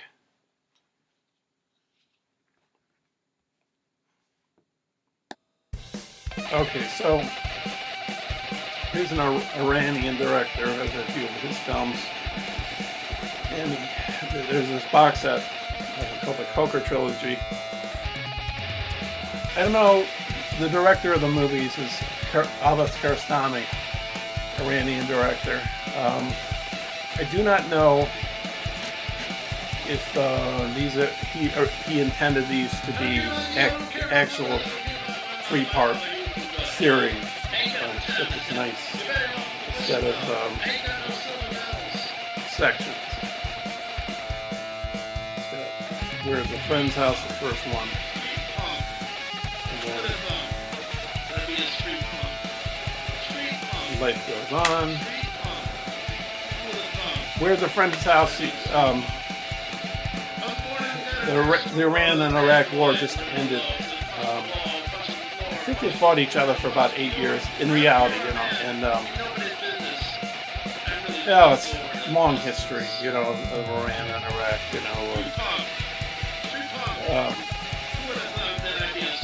United States supporting the Shah, and then the Shah being overthrown, and then Iraq being given weapons by the U.S. to fight to fight Iraq, to fight Iran, and then of course, later history, the U.S. went into Iraq. I don't want to get into all that, but this is right after the Iran-Iraq war, and there was an earthquake at the time. Oh yeah, no, that's the second one. The first one is just this boy and his life in this village. So that's where the friend's house. I'm thinking. Yeah. Okay, and then the second one I think is the case of the earthquake, because they come to the village where the boy lives, and it's drastically the land, because of the earthquake has changed. And then the third one, through the olive trees, I think they're filming a fake marriage. I think it's not a real marriage. They're making a movie. By the way, they're serving tea in the movie. I think it's hot tea because I think in Japan they serve hot tea, and in England they serve hot tea. Like in America, you have either iced tea or hot tea. I know what I was going to say. Tea time. They have tea time in Iran, I think, like in England. I don't know. Maybe some of my UK friends know about tea time, but anyways, But yeah, this is a pretty nice series of movies. Maybe slice of life movies, you'd call it. And it's really nice to get a view of what it looks like in another country. To get a view of just normal, everyday people going about their lives. Regardless of the fact that they're living in a theocracy, or Islamic theocracy. So. Still they're regular people, And then you got, this is, again, this isn't a single movie, but I don't think there's more than one version on here, is there? No, but there's 2 discs. There's documentaries about, it's called The Battle of Algiers. Let's get that off the bat there. And it's directed by Gillo Pontecorvo, who I think is Italian. It's about Algeria and how the Algerians defeated, I think it was the French. And it sort of treads on reality. I think the filming of it sort of had a reality in it. Maybe, I don't know if they filmed real battle stuff that they mixed in, or it's just very ingrained. The film it to the actual event. So it's about the uprising, and then they come back, years later to see what Algeria looks like, and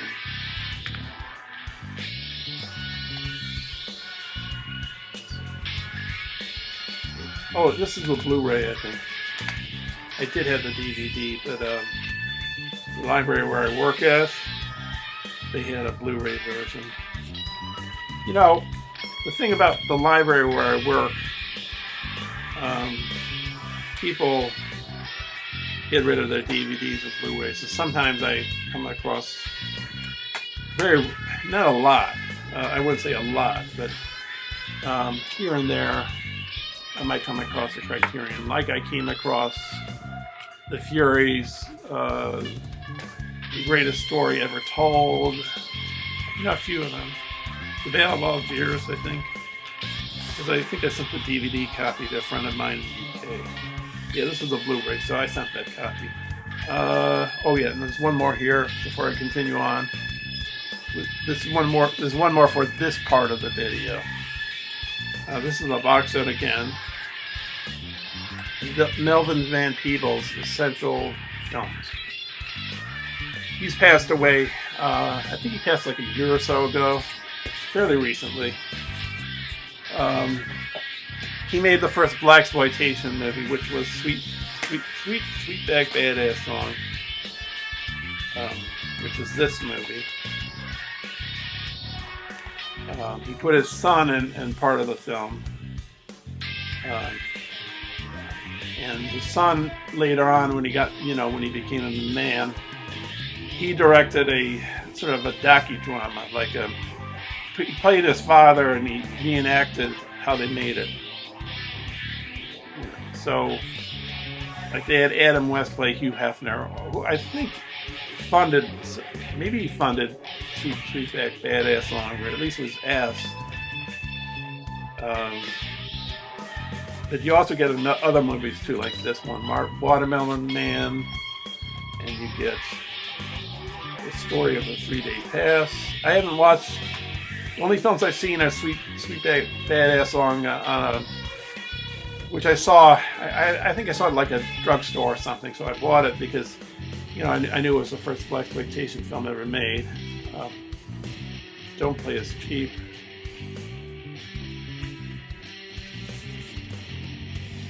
And then you get this book. Yeah, so, I think Melvin Van Peebles was like a legend in black cinema. Just legend in cinema, period, It's on one of the Criterions, I think, that it's a Spike Lee special feature. I think it's Do the Right Thing. On the special features, he's pretty sure you see Melvin Van Peebles visit the set. So yeah, just incidentally. So, all right, let me continue on. I'll be right back in a second. Okay, so I'm gonna head back to Asia for a few minutes. So, if you know about Hong Kong cinema, like one of the legends of Hong Kong cinema. And I showed earlier the Infernal Affairs trilogy. I showed Once Upon a Time in China, which had Jet Li. But if you go further back in time, you got Bruce Lee, which is his greatest hits. So, life was tragically cut short. How old was he when he died? 32, I think, or something. I think he was like 32 years old.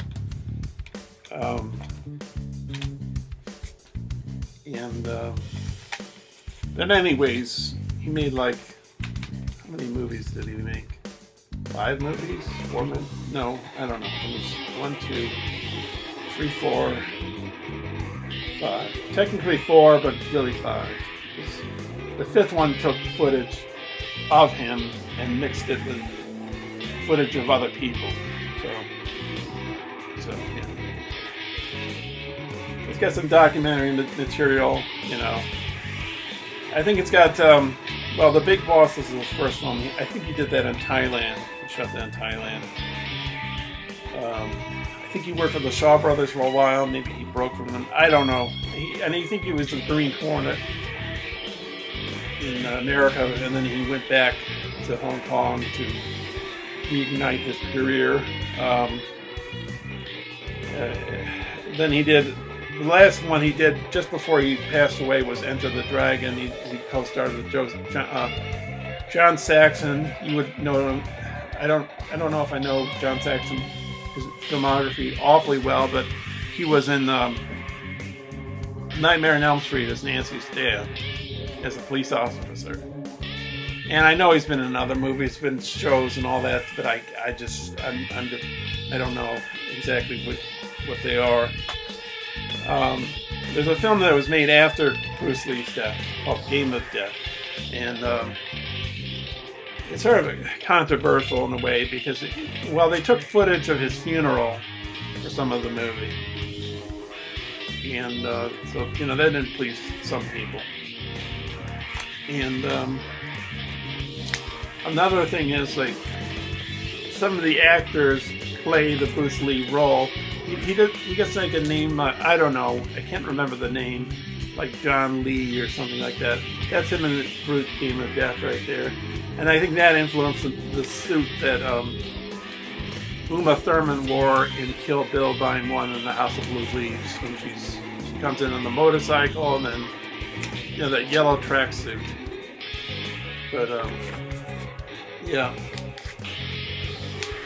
He had like a brain aneurysm or something like that. I think he took a sleeping pill and a vessel broke in his brain, and that's how he died.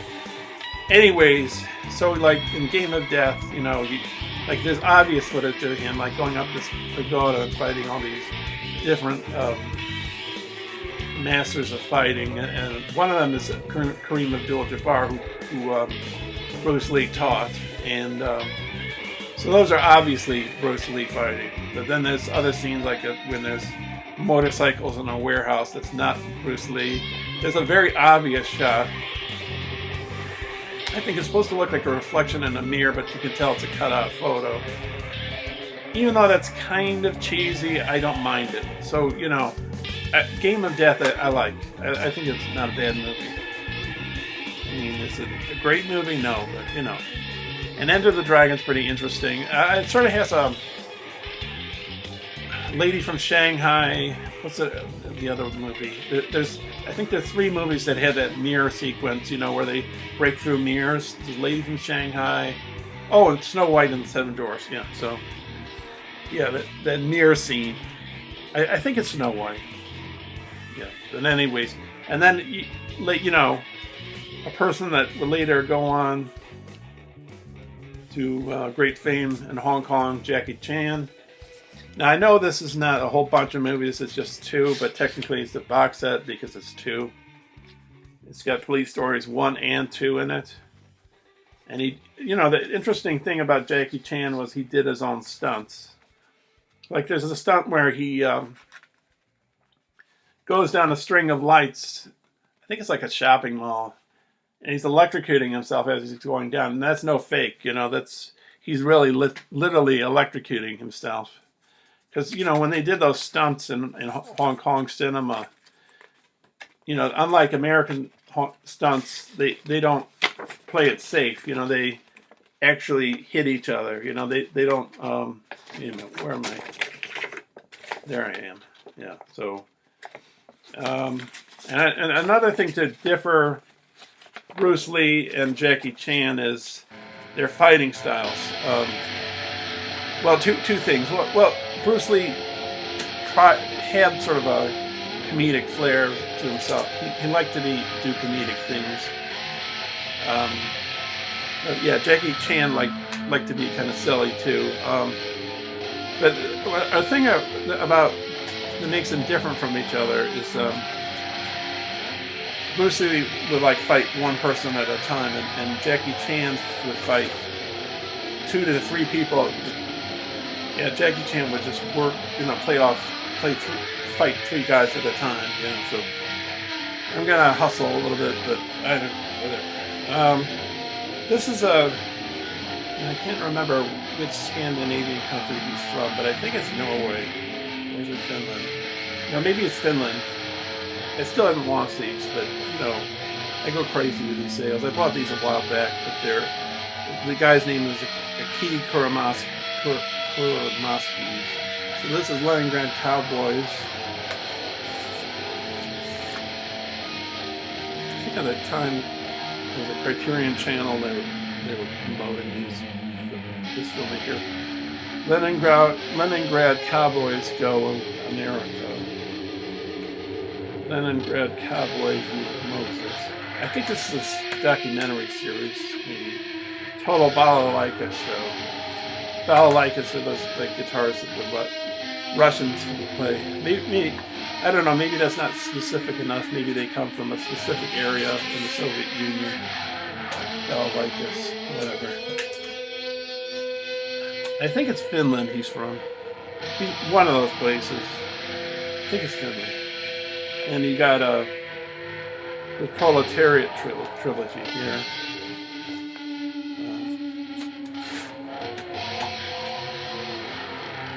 Shadows in Paradise. Ariel. And the Match Factory Girl. So I want to also mention a long time ago, many years ago, maybe it was 6 years ago or maybe more, 7, 8. When I lived in my other apartment, I did a whole series of my entire movie collection. But I moved a few times, so I had to deplete the collection, to make space. And I also bought new stuff, which I showed in pickup videos. But I think I'm going to redo it again. I think I'm going to show my entire collection over again. But wait a little while on that, because this is just, I'm constantly moving stuff up around the apartment to show these things to you. So, alright, let me get to the next section of the video. Okay, so this is the box set. It's no dialogue, no sound effects, just music and pictures, moving pictures. But it's called the Katsu Trilogy. It's directed by Godfrey Reggio. Anyways, the first one is Koyaanisqatsi. It shows the natural world and the man-made world. So it starts off with nature, and it shows, city, things like, what do you call those? A belt, where you make stuff in a factory, that kind of thing.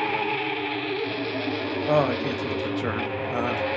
Where you assemble a car, things like that. And so then he did Koyaanisqatsi, which I think is a difference between third world and first world, which is just done through pictures, through motion pictures, not still photos. And then it ends up with Naikwasti, and that's the technical world versus the real world, like computers, I think, or something. I think that's the case for this movie. Yeah, technology. So, yeah, there's a few other movies that are sort of in this vein, like Baraka, I think, is in the same vein as this film. And I think there's a few other films that have been made in the same kind of setup, This is a book that it comes with.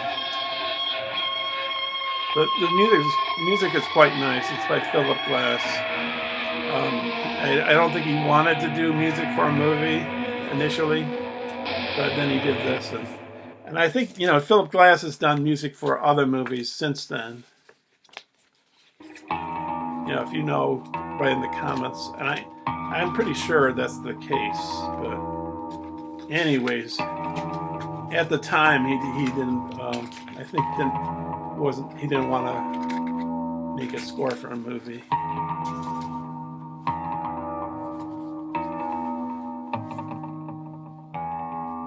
So that's the Katsu trilogy. then, so now we're going to get back to some eclipses. She's a very good director. Her husband also directed a really good movie, and I'll dovetail his film after I talk about these two films. But her name's Larissa Shepetko. She's a Russian director. She directed a film called Wings, which is about a Soviet woman. She's like a woman military aircraft woman, I think. She has a daughter, adopted daughter. I think she's trying to adjust to being, a good Soviet and at the same time a good human being. And then there's The Ascent, about these people that Russians that tried to I think find out what's happening with the Nazis at the time, and they're very depressing how the film ends, but it's not no holds barred, no prisoners. It's quite bleak. And for just trivia's sake, one of the Russians, I think he plays a Russian German sympathizer in that movie, The Ascent.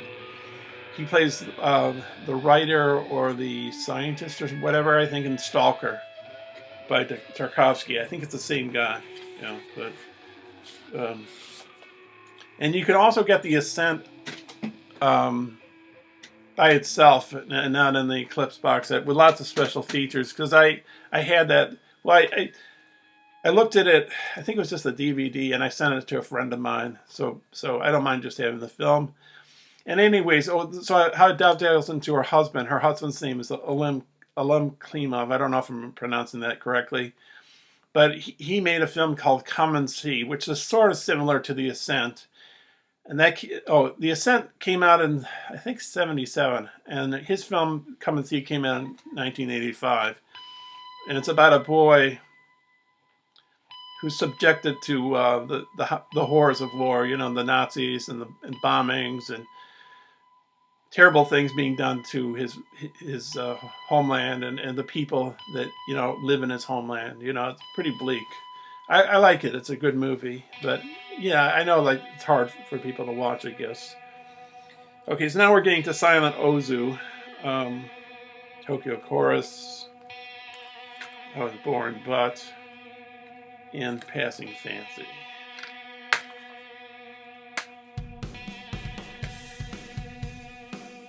So those might not be bad movies, but late Ozu, I'd go for more if you want an Eclipse set of Ozus, or go for late spring and Tokyo Story if you want more filled up version of things. Good Morning's a good one too. That's a good one.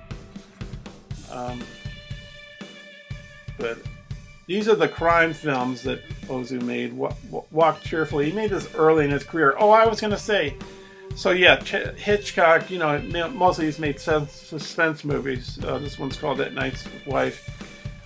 But at the start of his career, maybe it was the second or third film, this one's called Dragnet Girl. He was sort of coerced into making a musical. It's the only musical he ever made, which is, I think it's called The Pleasure Garden. But yeah, I guess there's a reason why you don't really see that anywhere. Probably is accessible. I don't know if I'd ever watch it. Why watch that when you can watch Vertigo, Psycho, Rebecca, Notorious, Strangers on a Train. This one's Kinoshita in World War II. It's another Japanese one right there. I don't really know who Kinoshita is. I just bought it because of, I'm into Japanese culture and Japanese cinema. Port of Flowers. The Living Magoroku. Jubilation Street.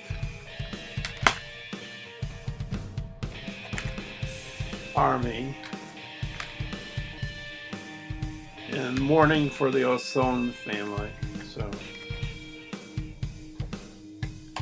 okay, we're getting fairly close to the end. I got some more clips, box sets to show, and a few other things. I think just a few other titles, and then we finish off with the Martin Scorsese World Cinema Project. So I'll be back in a second. Okay, this is the end of the video because I just looked and all they had left are the World Cinema Project box sets. And I'll put, I'm putting a subtitle before, what I said before, where I said, oh, it's going to be a little longer. You'll see the subtitle saying this is the end, and I'm reiterating it now. So let's get to it. Yeah, so here's the first one. So he's curating these movies, basically, addressing the importance of these movies.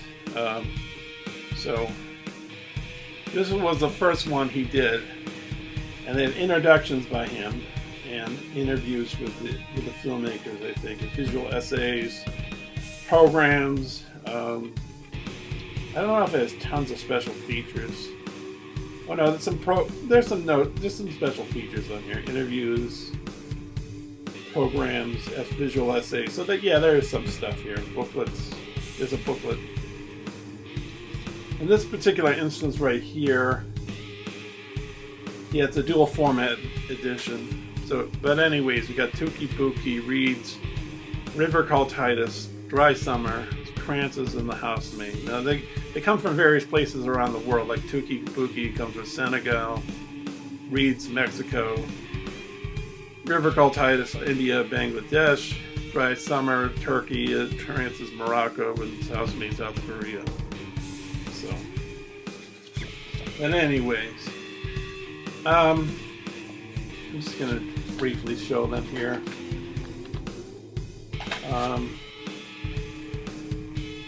Because I want to hustle.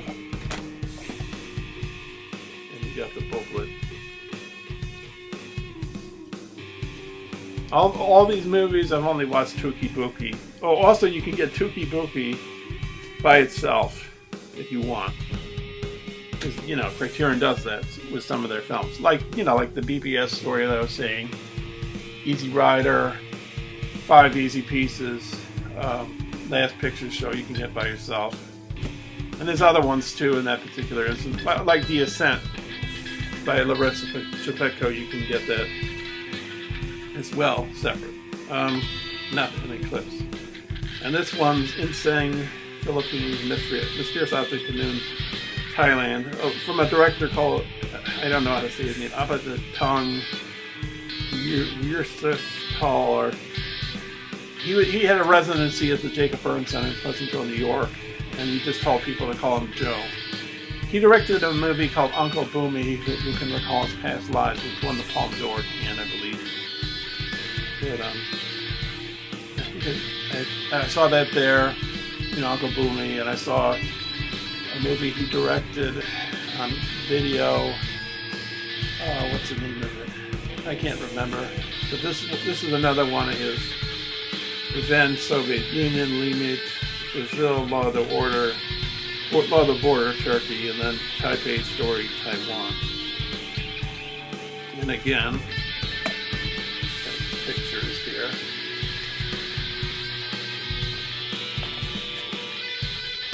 So,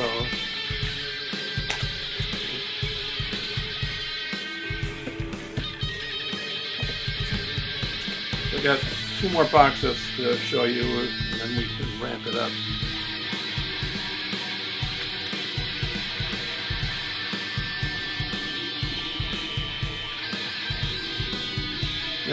I seem not to be able to recommend a short list of stuff a short list of movies when it comes, especially with Criterion. Is perhaps because I have a lot of them.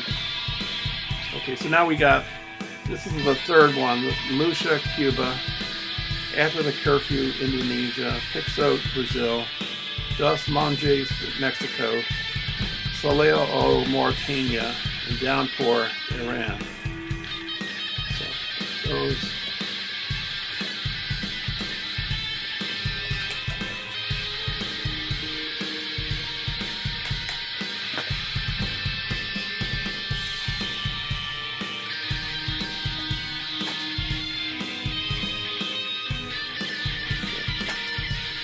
And then you got the booklet. Just one more box set after this one.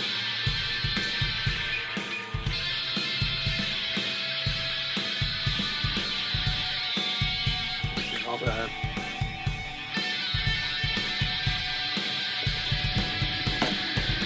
It's done. And finally, final box set of this video. Martin Scorsese's World Cinema Project number 4 came out fairly recently.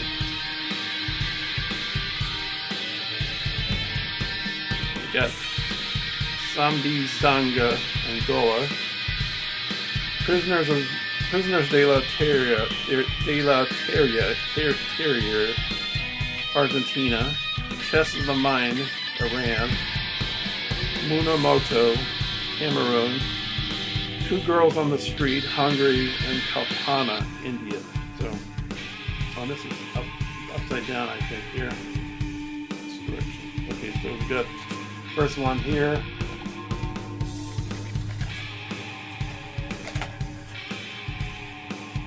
Second one there. And then third one here.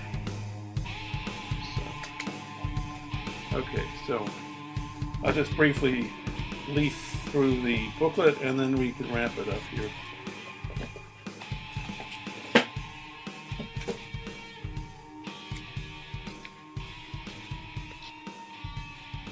Okay, so anyways, I hope I'm going to try and put this video up as soon as possible because it's already 10 days into the, actually the Criterion sale didn't start on the first day of November. It started on the first Monday of November. And it goes to December 4th. So I want to get this video up fairly soon. Feel free to jump around, you know.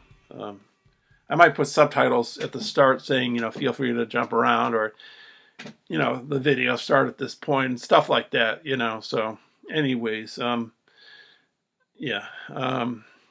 And you know, in other news, you know, the guitar stream that I do on Sundays, you know, in regards to whether I do it or not, there'll be a Saturday announcement video, so they'll be totally separate. So, all right, thanks for watching. Bye for now. How you doing? Bitches leave. Gee, Bobby, bye. You gonna call me?